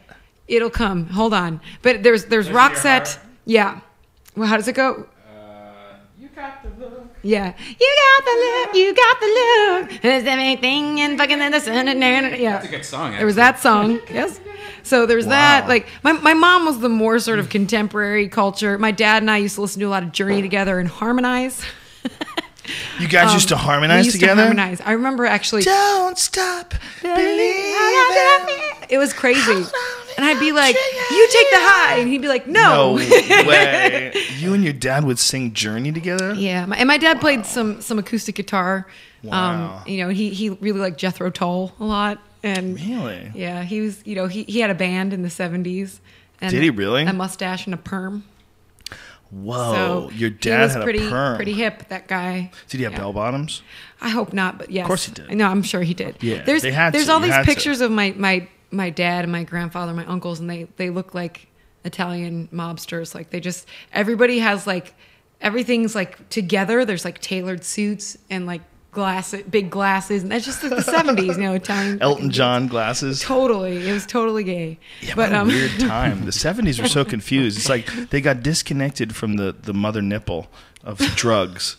It's like in the 60s, they all had acid and marijuana and mushrooms. Yeah. And in the 70s, like, oh, what are we going to do? There's a lot of Stay pot. sober, man. A lot of pot and a lot of Quaaludes. Quaaludes, pills. Yeah. Pills confused motherfuckers. Start wearing pointy shoes and bell bottoms. Dude. Big belt buckles. What am I doing? I don't know. Isn't that funny how I feel like back then, dudes, for the most part, there was such a, like, wardrobe-wise speaking, there was so much more of an effort put into what guys would wear on a regular basis. Yeah, because they didn't have Match.com. You couldn't just like find people online. You had to pretend to be something you weren't. You had to go somewhere and wear the outfit and do whatever you could to get someone to touch you. Jesus Christ. What do I have to like? Do I have to dance? Men are essentially junkies, and they're born into this world junkies, and then they go out as young men with these full raging hormones, and it's this massive quest to figure out how to get someone to touch you. And what do I have to do? What do I have to pretend? Do I have to talk a certain way? Brass tacks. Cut my hair a certain way? Let me just get that figured out first. And every man is struggling with that. From the time we're young, when we're 16, 17, 18, the conversations we have is all about how we figure it out, how to fucking get them to like us. It's so funny. Yeah. Well, that's what breeding is all about. If it wasn't for that sense of urgency, there'd be 3 people on the planet. You know, you'd have to. The only reason why we do it is because we are junkies. We're just so crazed. Just get rid of the loads. Just get them in there quick. Somebody touch me. And so there you go with bell bottoms. Fucking confusing wardrobe things. It takes like 10 years for people to go, what the fuck are we doing? Yeah, what the fuck are we doing? These things look stupid as fuck. You're right, man. Fuck bell bottoms. Pants are still here, okay? Pants work. Everybody's cool with jeans. Yeah. Jeans have been around since fucking, Butch Cassidy and the Sundance Kid had the same jeans that you wear. They wore jeans? They wore jeans. Denim. They wore canvas, which is interesting. Most clothes and pants during like the miner days, the cowboy days, were actually made with cannabis. They were made out of hemp. What? Yeah, most Love clothes. that. Yeah. Well, before before slavery was illegal, that's what most shit was made with. They made more clothes with hemp, and more flags and sails. All that stuff was made with hemp because it's much, much stronger than cotton. And then when Eli Whitney came along and made the cotton gin, then it became really easy to make shit with cotton. And then the decorticator was invented in the 1930s. In the 1930s, it was right after prohibition for alcohol had ended, and they were trying to figure out what to do with all these fucking drug enforcement agents that were, assigned to go after alcohol. And one of the things they did was a concerted effort between this guy, William Randolph Hearst, that owned all the newspapers. We also owned all these paper mills. And the cover of Popular Science magazine had this article, Hemp, the New Billion-Dollar Crop. And so everybody was switching over to hemp because they had created this decorticator, which allows you to effectively process the hemp fiber, the stalk of the plant, which is like incredibly useful for making paper and clothes. It allowed you to process it without slavery. Yeah. It allows you to process it like economically effectively. And so William Randolph Hearst started printing all these articles about marijuana and about how marijuana was causing blacks and Mexicans to rape white women. Oh, wow. So that's how they shut down the hemp business. It was all about hemp as a commodity. Well, it wasn't was about he protecting cotton interests, his own cotton He was interests? protecting paper because he owned paper mills. He was also DuPont had an interest in it because DuPont had came up with the chemical composition for nylon to make ropes, and previously all ropes had been made out of hemp. So How do you know this? Like, what do you... What's going on here? It's readily available. You can get it online. But I mean, you just like, it's amazing. That is very impressive. That's all I'm saying. It's just memory. That's all it is. It's just look. You ask me shit about important things like where your taxes go. I don't really know that. You know what? We don't want to know. I don't want to. You should know. Our overlords are lying to us. But that's the only reason why it's still legal today. Where it's still legal today is now it's gone from a textile and an issue with like nylon. Now it's gone to pharmaceutical drugs, and the influence of pharmaceutical drugs is the only reason why it's. And then there's also people that would profit from it being illegal, like prison guard unions actively spend money to try to keep marijuana illegal. Private prisons, they will actively try to spend money to keep marijuana illegal because they want to keep their prisons stocked because that's how they make money. Isn't that amazing? Yeah. Prison unions, prison guard unions spend money to make sure that drugs stay illegal. That's cute. Isn't that cute? Because they make money. I mean, it literally is like slavery. I mean, if it wasn't illegal, those people wouldn't be in jail. They'd be free. So you make something that they do, and you spend money to keep it illegal, something they enjoy that doesn't hurt anybody else. You spend money to keep it illegal so you can enslave them and make money from the fact that they're locked in a cage that you own. Mass incarceration. That's amazing. Scary. We're going to look back on this day in the future when when they have full access to everything, including thoughts, and all misinformation will be accounted for and corrected. We will look back with great shame at how stupid we ran this world. We will look back with great shame at the people that we called our leaders and what a group of fucking monkeys they are.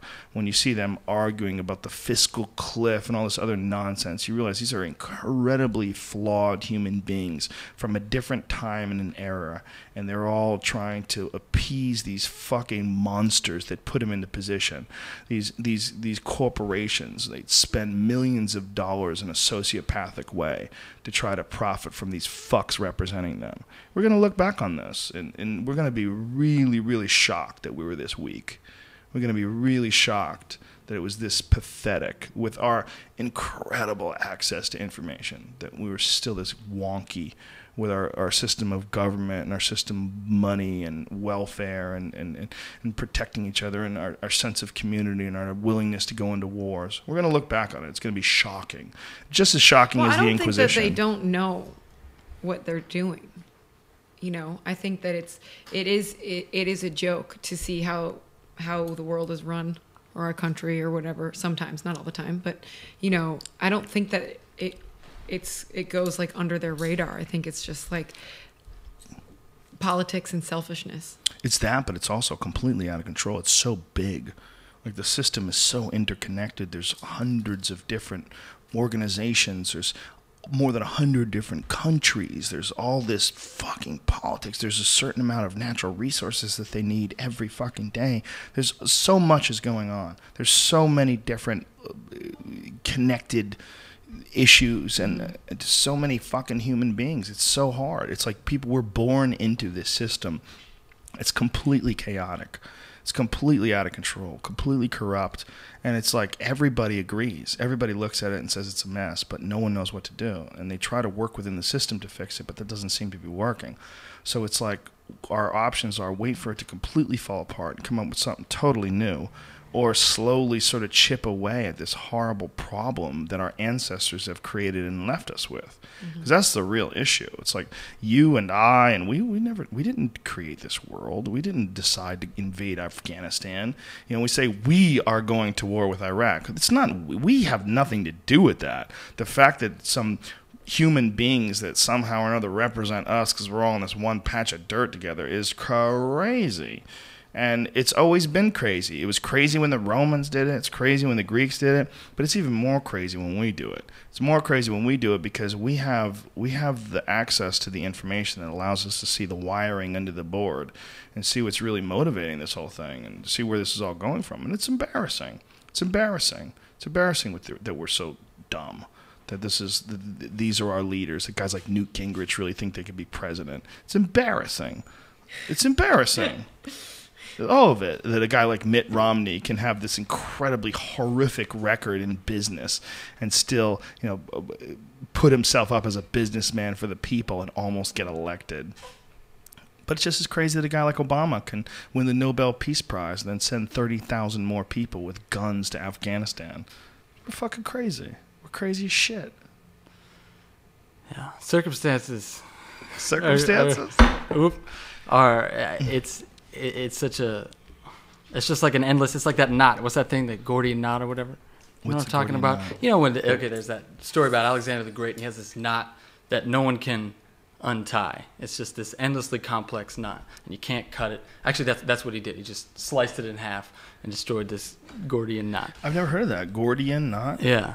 And you have these people, I don't know, it's... Wow, it's the first time I've ever heard that.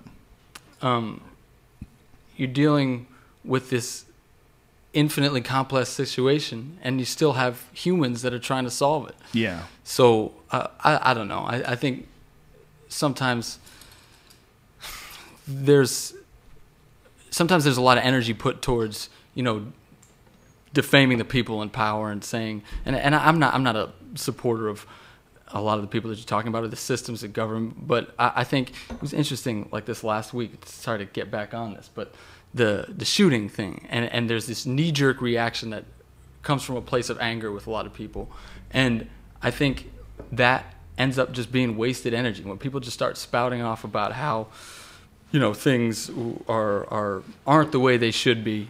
and reacting angrily, it takes away energy from changing individual lifestyles, which is the only thing we can really do, right? Like that's the only thing that you can change is how you're living your life and your usage of these resources that are basically the reason why we're in all these difficult situations, because the way we live our lives takes up X amount of resource from, you know, Afghan Joe, so we have to go in there and take his stuff and create, you know, complicated situations we can't get out of. Right. You know, I don't know. I'm just rambling here. No, Maybe. no. I agree with you in a lot of ways, and I think that I would hate to have to be. I think if you were elected president right now, you'd be fucked. I think anybody would be. People even with good intentions. I think there's so many things you have to deal with. There's so many pressures. There's so much going on.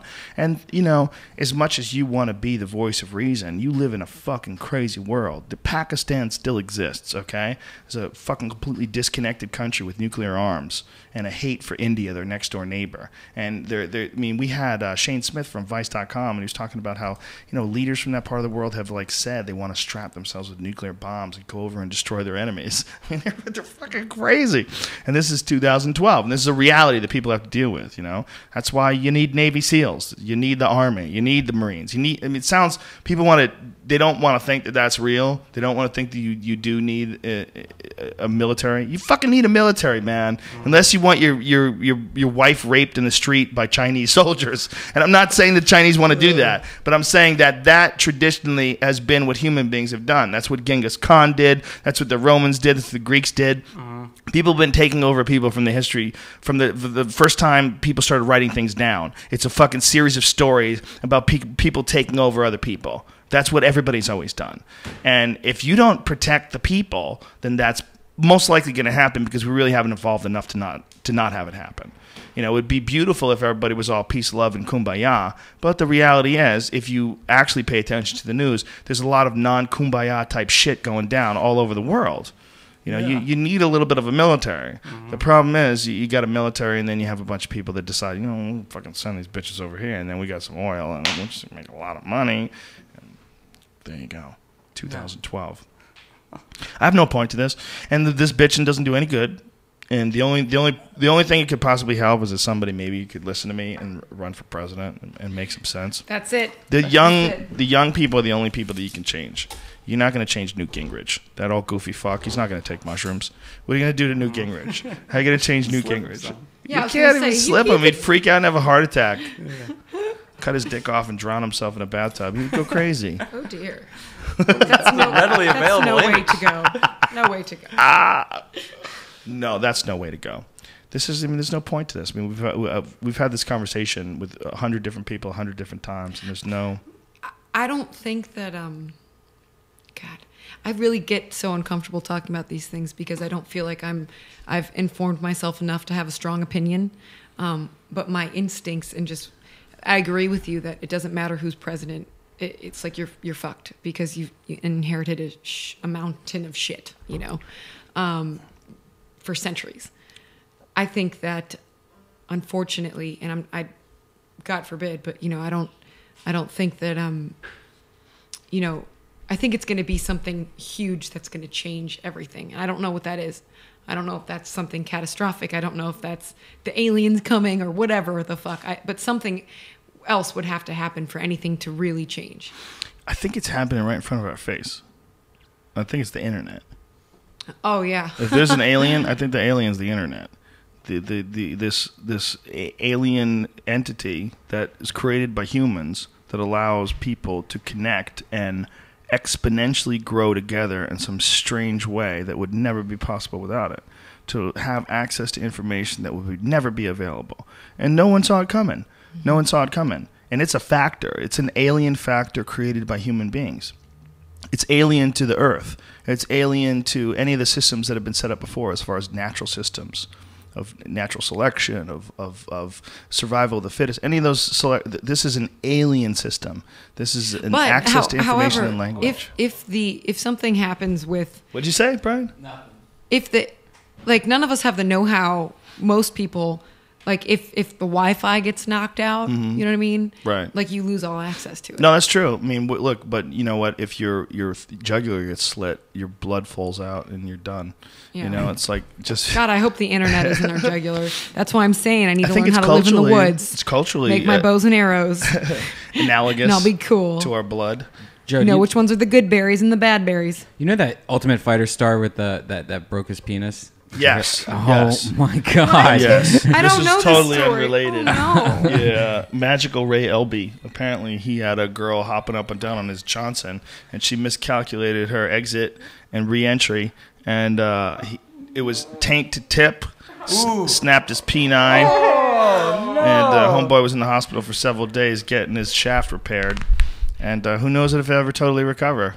What That must be some but real I'm confused. force. What That's is that? how Is that's that how an Ultimate Fighter fucks. Is that tendons? You want Is him- that muscle? It's dick tissue. It's snapped it officially off. dick Dick tissue? Yeah. Tissue?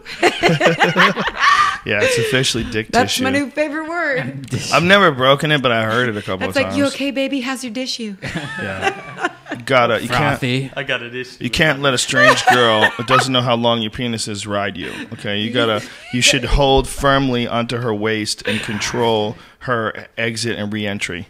You gotta be imagine careful. that? You gotta be careful. You gotta have a good grip on the waist, and you gotta do a lot of kettlebells too. You want to be able to like pick her up in case she gets crazy. You want to be able to control that thrust. It's very important. You know, I mean, a lot of girls would like to be on top. There's nothing wrong with that, folks. Don't get wrong. But you men, protect your penis, okay? And the way to protect your penis is a firm grip on the hips. There's got to be a certain point where you're in danger. When they pass this, you know how long your dick is, okay? Was she on top for She sure? was on top. Yeah, she was like Okay, bouncing up and down. 'cause I was That's the gonna only way to break a say, dick. If he misfired, that is It's the only way to falls break a on dick. him. Okay. You would know you were doing it, and you would stop while you were doing it. You wouldn't do it. It's the only way to break a dick is a girl has to be on top. I think that's 100% of all the broken dicks have come from a girl being It's on a top. real There's a thing. few off the bed falls and stuff like that. Yeah, those guys You are. kind of go. Those kinda head that's to natural ground. selection. It's like a They're real. supposed to fall. What'd you do? Trip landed on his dick. It's happened, and then you broke it. That dick. You I broke don't that think dick. that's happened. Dude's tripped and landed on his dick. It's full on boner. In jiu-jitsu once, I used to not wear a cup. And Oh my God! Are you here insane? comes that story again. You love this story. I got kneed in the dick, like on the dick, like flattened my dick out, bam, really hard, by my friend Einstein. Incidentally, it's a funny nickname. He's a great guy. Anyway, it wasn't his fault. He was just trying to pass my guard, and he slammed his knee into my dick, and I didn't know I was hurt. I mean, I knew it hurt, but I thought it was okay. And you know, I just like and then you sit down for a minute or so, and then you go back in when you're not in so much pain. But then when I went to the locker room after training, I had blue shorts on or blue pants on. I didn't know, and I took my pants off, and my jockstrap was red with blood. Oh my God! So my dick had been bleeding into my jockstrap, and then I peed, and it came out of my dick. It was bloody. So then I have to figure out, okay, do I overreact here, or do I treat it like I would treat my nose? Because if my nose was bloody, My face. Shut up. my nose is important to me. If my nose was bloody, I would go to a doctor. So this is one of the things you have to do when you do jiu-jitsu on a regular basis. You're always getting hurt. You got to know what the difference between a torn ACL is and a broken dick. a cramped muscle. So I had to figure out. So what I did was I decided I was going to masturbate. So I went home. No, you didn't. Yeah, I went Are home. you retarded? No. I went home and it I was tender? like, if I have a hard-on, I'm sure my dick still works, so I'm good. So I got a hard-on, and I ejaculated, and it looked like an embryo. It looked like the inside of an egg. No, you don't. sometimes No, you that's get not it. blood. Please tell me that's not your jizz. No, I don't have my jizz online. My jizz is not online anyway. Thank God, because I'm not But, ready for that. I don't want to see that. And it No came out that way disrespect. when I peed. It came out that way for 3 or 4 days, and it's slowly less and less. So I was like, I kept touching it to make sure it's not infected. There's no pain. I checked my temperature, no fever, everything's cool. There's no infection. So I was like, all right. Just took a few days off. Oh my God. And that was it? That was it. It healed up. I'm pretty sure it's okay. And I made a baby since then, so it's all good. A blood Good for baby. you. I made. I think I made both of my babies since then, so it's 100%. It fires. Wow. But it was a little scary. But it didn't look scary. It looked normal on the outside. That's why I was so confident. It wasn't like fat How many and days swollen. did it take until you felt better? Until It didn't hurt. That was the crazy thing. It just blood was coming out of it. that is bizarre. Yeah. What Well, is it's not that? bizarre when you get kneed in the Brian, dick. what is that? Oh, that is from my dick. No. No, it's not. Please stop. It's not. I didn't put it online. That's just blood. But it was really weird. But it was also, I was like really questioning my own judgment. I was like, what, did I really just jerk off after I broke my dick? What the fuck is wrong with me? And I was like sitting there looking at the sink, looking at this, you know. And I did it like in a medical sort of way. I didn't like sit in front of like a computer like, oh yeah, you fucking So you really had a stern look on your face? Bitch. Like, yeah, I was like all medical and Business shit. time. I'm sure I probably thought about like some ex-girlfriend or something to get the job done. But it was, you know, a clinical Gloves approach. on and everything. I wanted to make sure that my dick worked. Did that disturb you when Nina Hartley was talking about wearing gloves when she was on Kevin what the Pereira's hell show? is that about? She'd rather have a person wear a glove and put his finger in her We had ass. Nina Hartley on. Do you know who she is? No. Old school porn star from like Okay. the 80s. And Okay. she's still doing orgies and banging people all over the she's world. old. Mhm. I do know who that is. What did I like she how you say? said that. She's old. And I'm sorry, what did she say? She likes to, when people wear gloves, she wears gloves and she wants them to wear gloves. Like winter So gloves? fucking- like mittens. Yeah. Yeah, like big Christmas Santa What is Claus it about type. the gloves? Did she? She wants them to be clean. Driving She wants gloves? everybody to be clean. I don't blame her. I mean, I mean, come on. You don't want just any finger that's going my in there. fashion photography thing. How dare you? How dare you show my ass? How come you can show my ass on Ustream, but you can't show that hooker's tit? Because that's not your real butt, you told me. That's my real butt. It's not my real butt. Fuck is wrong with you, son? You know what? You guys were going to play another song about an hour We don't ago. have to. We don't have to, honestly. I kind of like where this is going. No, we would love to Dick hear you guys Tissue. play one. It's called Dick Tissue. Oh, Yo, no. I broke. don't even- I don't Yo, know. Dick Tissue. Do you Back off. guys have a We have to song called somehow Dick Shit Tissue? Reset. No, because What? it's like more With of this- a something going on here. No, I just don't know if I want to play this song. What song is this? It's a new song, and it's like I don't. Oh, It's a Jesus. tender one. Can we talk about? Can we like talk? Get, Bring it down. Can we get Can we bring it soft? down? Can we Yeah, bring tell it us about soft? your kids, Joe. Oh, Tell us my about kids your are baby. awesome. They're awesome. Yeah, I love them. They're fun. Great. Done. Little girls. I have like Praise. little tiny girls that I hang out with every day. A big part of my day is hanging out. Like, yes, they're your children, like no question. But it's not just my children. It's also a little 4-year-old individual who happens to be a girl, and she's experiencing all these girl things, and I want to be like, what the fuck, we're not going to go see that. I don't want to go see that shit. But for whatever it is that she wants to go do, like, we have to go see the Grinch. Like, you have to like do it with, like, get excited with her. Like, do you want to go to the carousel? Oh yes, the carousel will be so good. I want to ride a unicorn. Do you think the unicorn will be available? Like, I bet it will. Did she say available? Oh yeah, she's wicked smart. She's crazy smart. But it's like you get to see things through the eyes of a 4-year-old girl. Available. It's really interesting. Love that. It's fascinating. It's incredibly fascinating. I mean, obviously, I love her to death. She's amazing. I'm so happy. Just having children is like a really incredible experience. It's really hard to wrap your head around it. And I don't recommend it to everybody. And I don't recommend it to people who are in bad situations in a relationship or stressed out, but if you got your ducks in order and you're in a good place with a nice person, having a kid is a crazy experience. When when you could just, it's going to be hard times, but when you can hang out with this little person that you literally love more than you love your own life, like you would sacrifice your own life in order to keep them happy. It's a very strange thing. It's like, as an entertainer, I'm sure you guys can relate to this, especially being around a lot of other entertainers. You guys are very balanced, but not a lot of us are. A lot of us are very me, and it's really hard to get past that. There's a lot of selfish ideas out there in the world of art and creativity.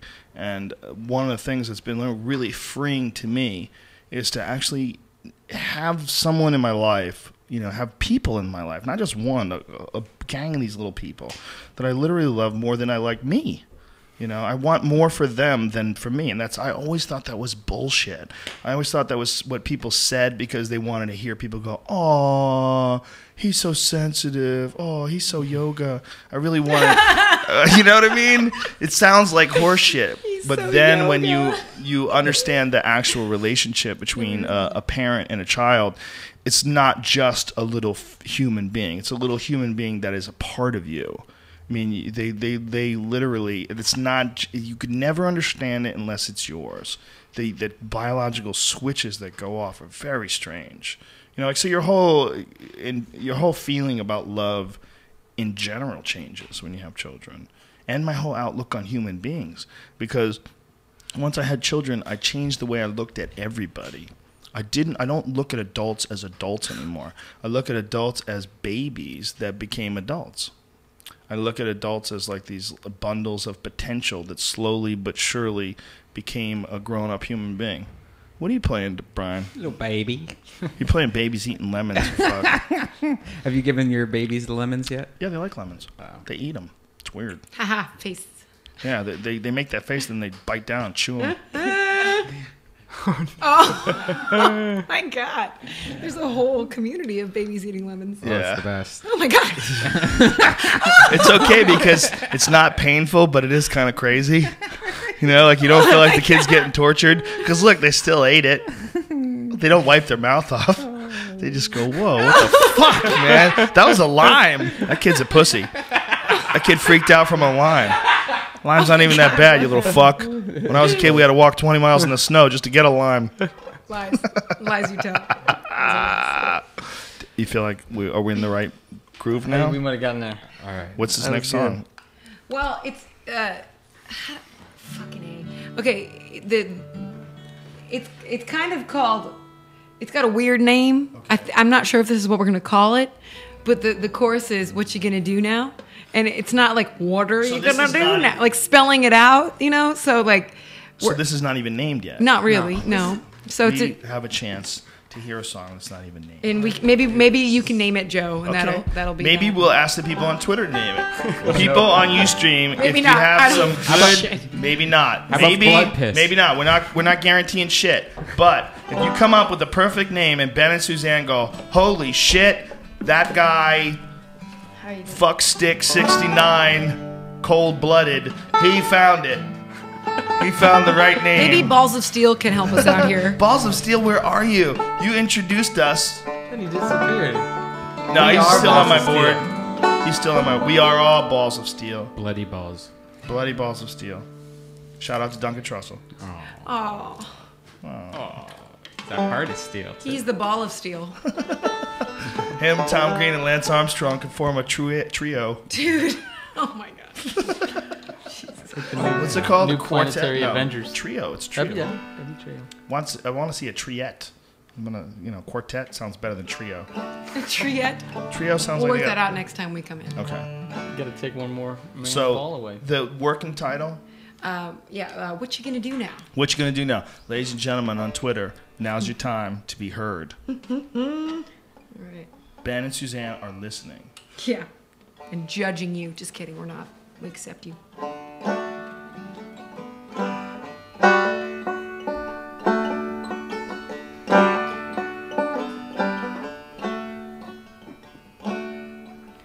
Oh, baby, that fire's coming down. Right into your walls, right out of your mouth. Everything you love just ash on the ground. Oh, babe, so what you gonna do now? So you run to the river, you run to the sea.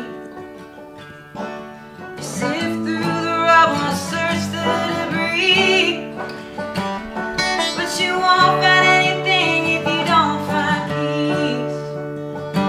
Oh, babe, so what you gonna do now? Don't wait until you die, 'cause you can always change your mind, make it right. So why you still waiting outside?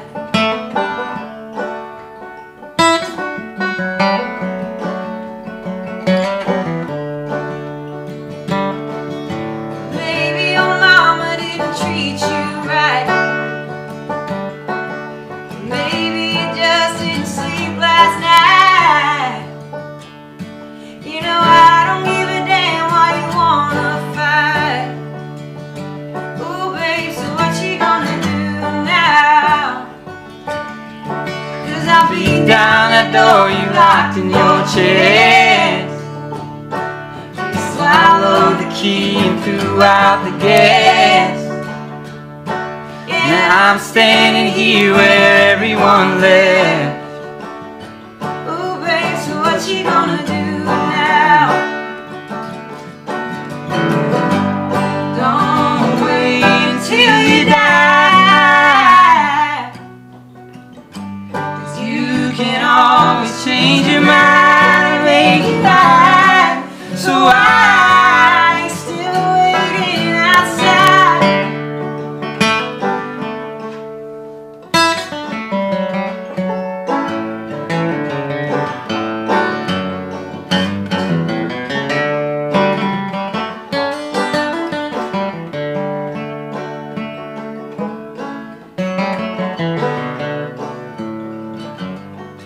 Come out from the weeds and into my arms. Ooh, babe, I know the dark and how it can harm you. Yeah, now that my conscience ripped me apart too. So here's what we're gonna do now. Take all of your needs and all of your sins, and all of the losses you threw to the wind, and we'll carry the weight if it breaks every limb. Oh, and that's what we're gonna do now. Yeah, that's what we're gonna do now.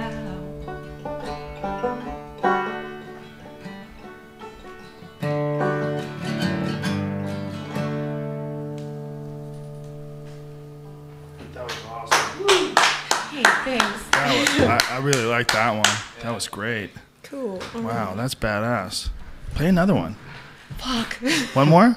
Oh shit. Come on, you fucks. You guys are professionals. How God dare you? Love. Well, I can't play fiddle right now. We It's all can try. fucked What are you gonna play? What is it? God of Love? That's kind of a bummer one. No, Is it it's a bummer? not. It's so great. It's a Whoa. song that Ben wrote, and I think it's awesome. Why do you think it's a bummer? Because of the lyrics and how it sounds. Ooh.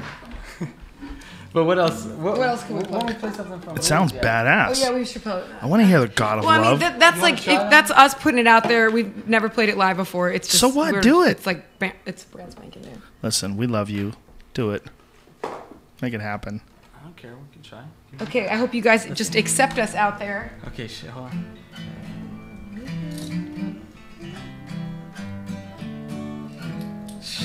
All right, here we go.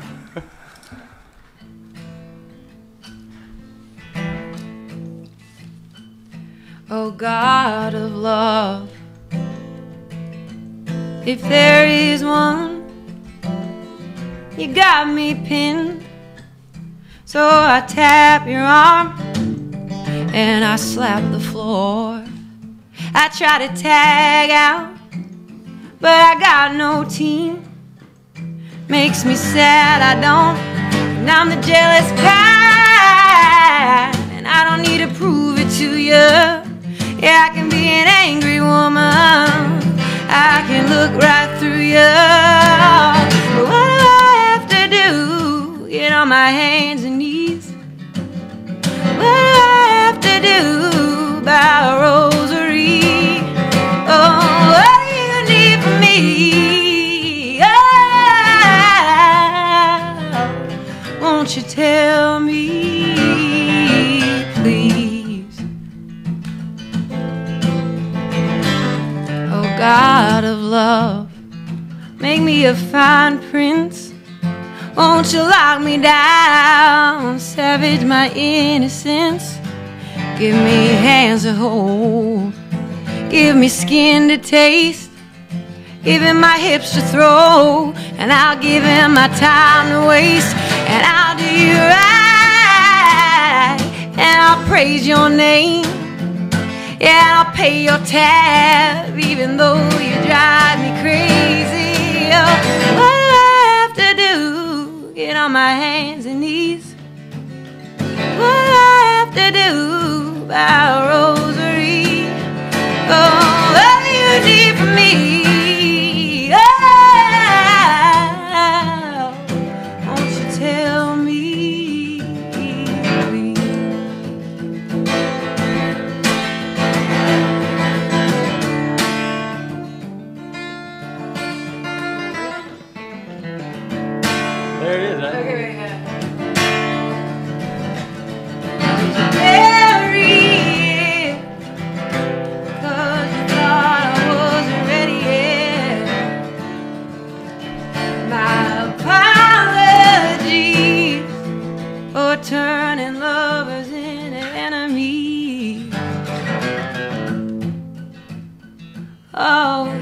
the scores. Could I ever ask for more? And is what I got what I've been waiting for? 'Cause I feel confused, feel like a train wreck, like all the flowers died, and it ain't winter yet. And I'm the quiet kind, and I'm a solemn soul. So won't you help me stand and pay my toll? What do I have to do? Get on my hands and knees. What do I have to do about rosary? Oh, what do you need from me? Oh, won't you tell me, please? Won't you tell me, please?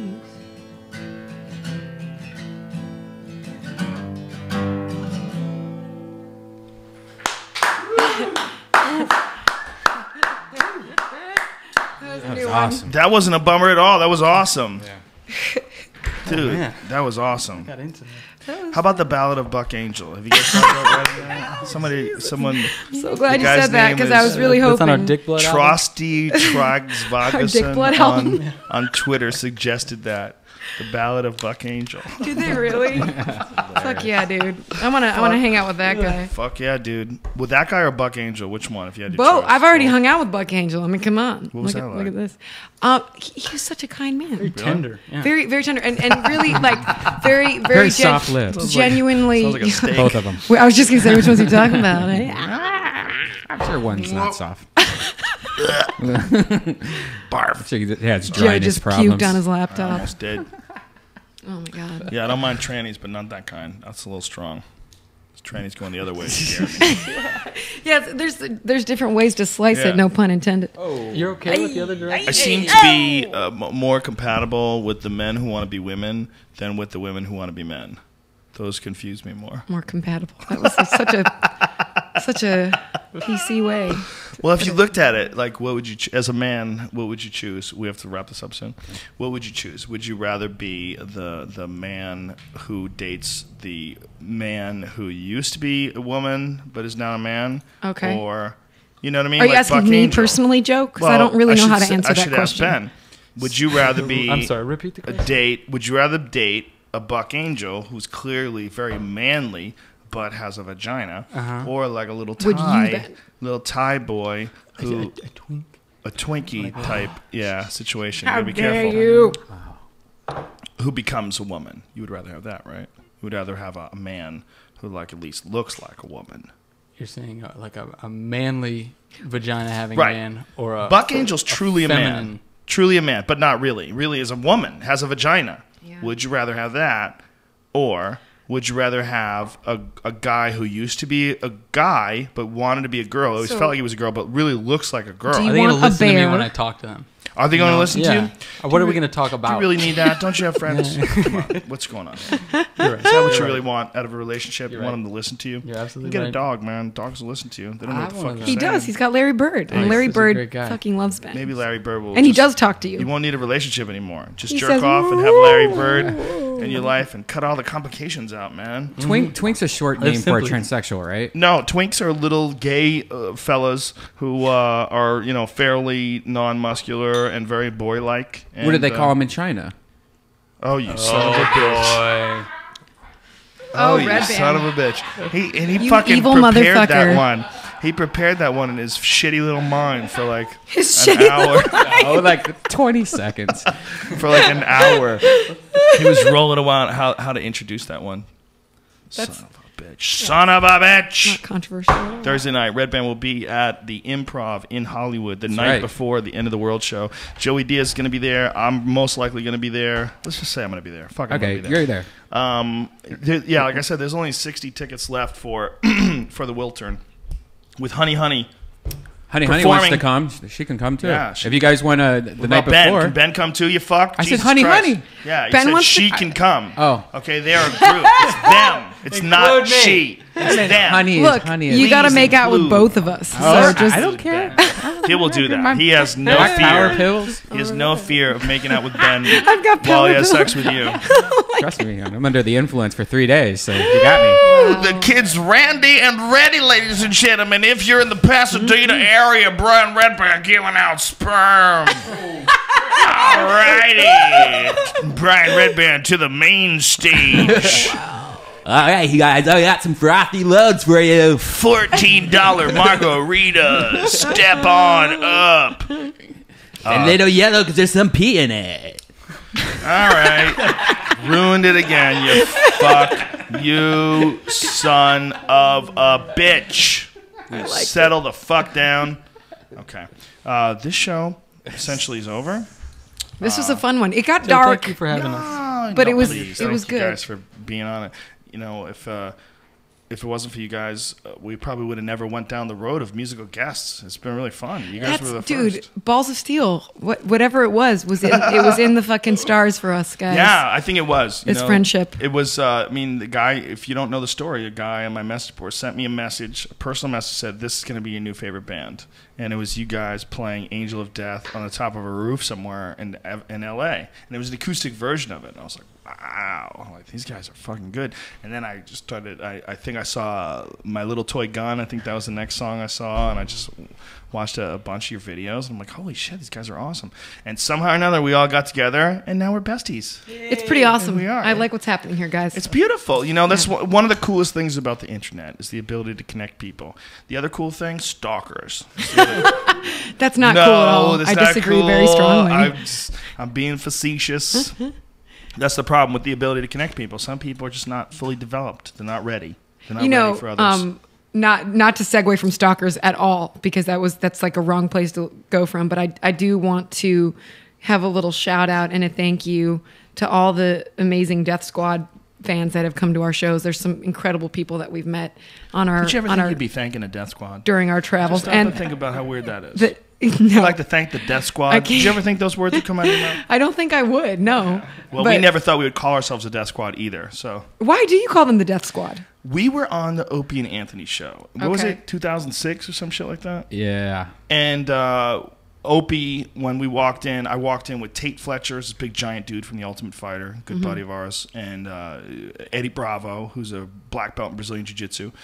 And Opie goes, oh, here's Joe Rogan. He brought in the Death Squad.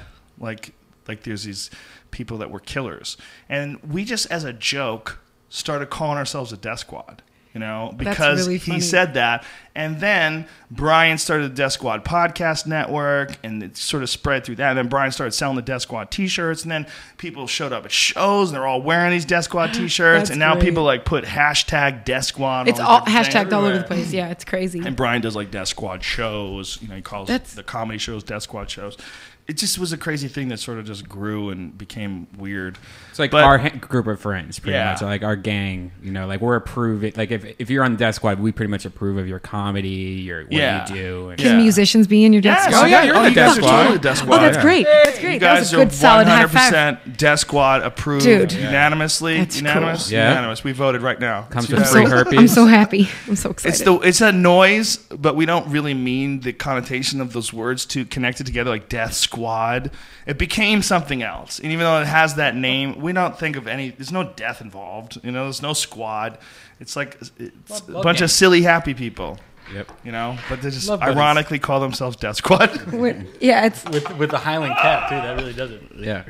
Tomorrow, Chaplain. ladies and gentlemen, will be our 300th motherfucking episode. Whoa. And, we were $2.99? Yes, you guys were $2.99. And joining good. us tomorrow will be none other than the great Joey Coco Diaz, allegedly. What the fuck, cocksucker? You never know with Joey. You never know what's going to happen. It's part of the fun. And wait to it's meet also this guy. baby week Diaz. too. You never know if he's Yeah. night. Joey Diaz's wife is about to hatch Yeah. a new Joey Diaz. Push that back in there. A female Joey Diaz, who will no doubt be the funniest girl in preschool.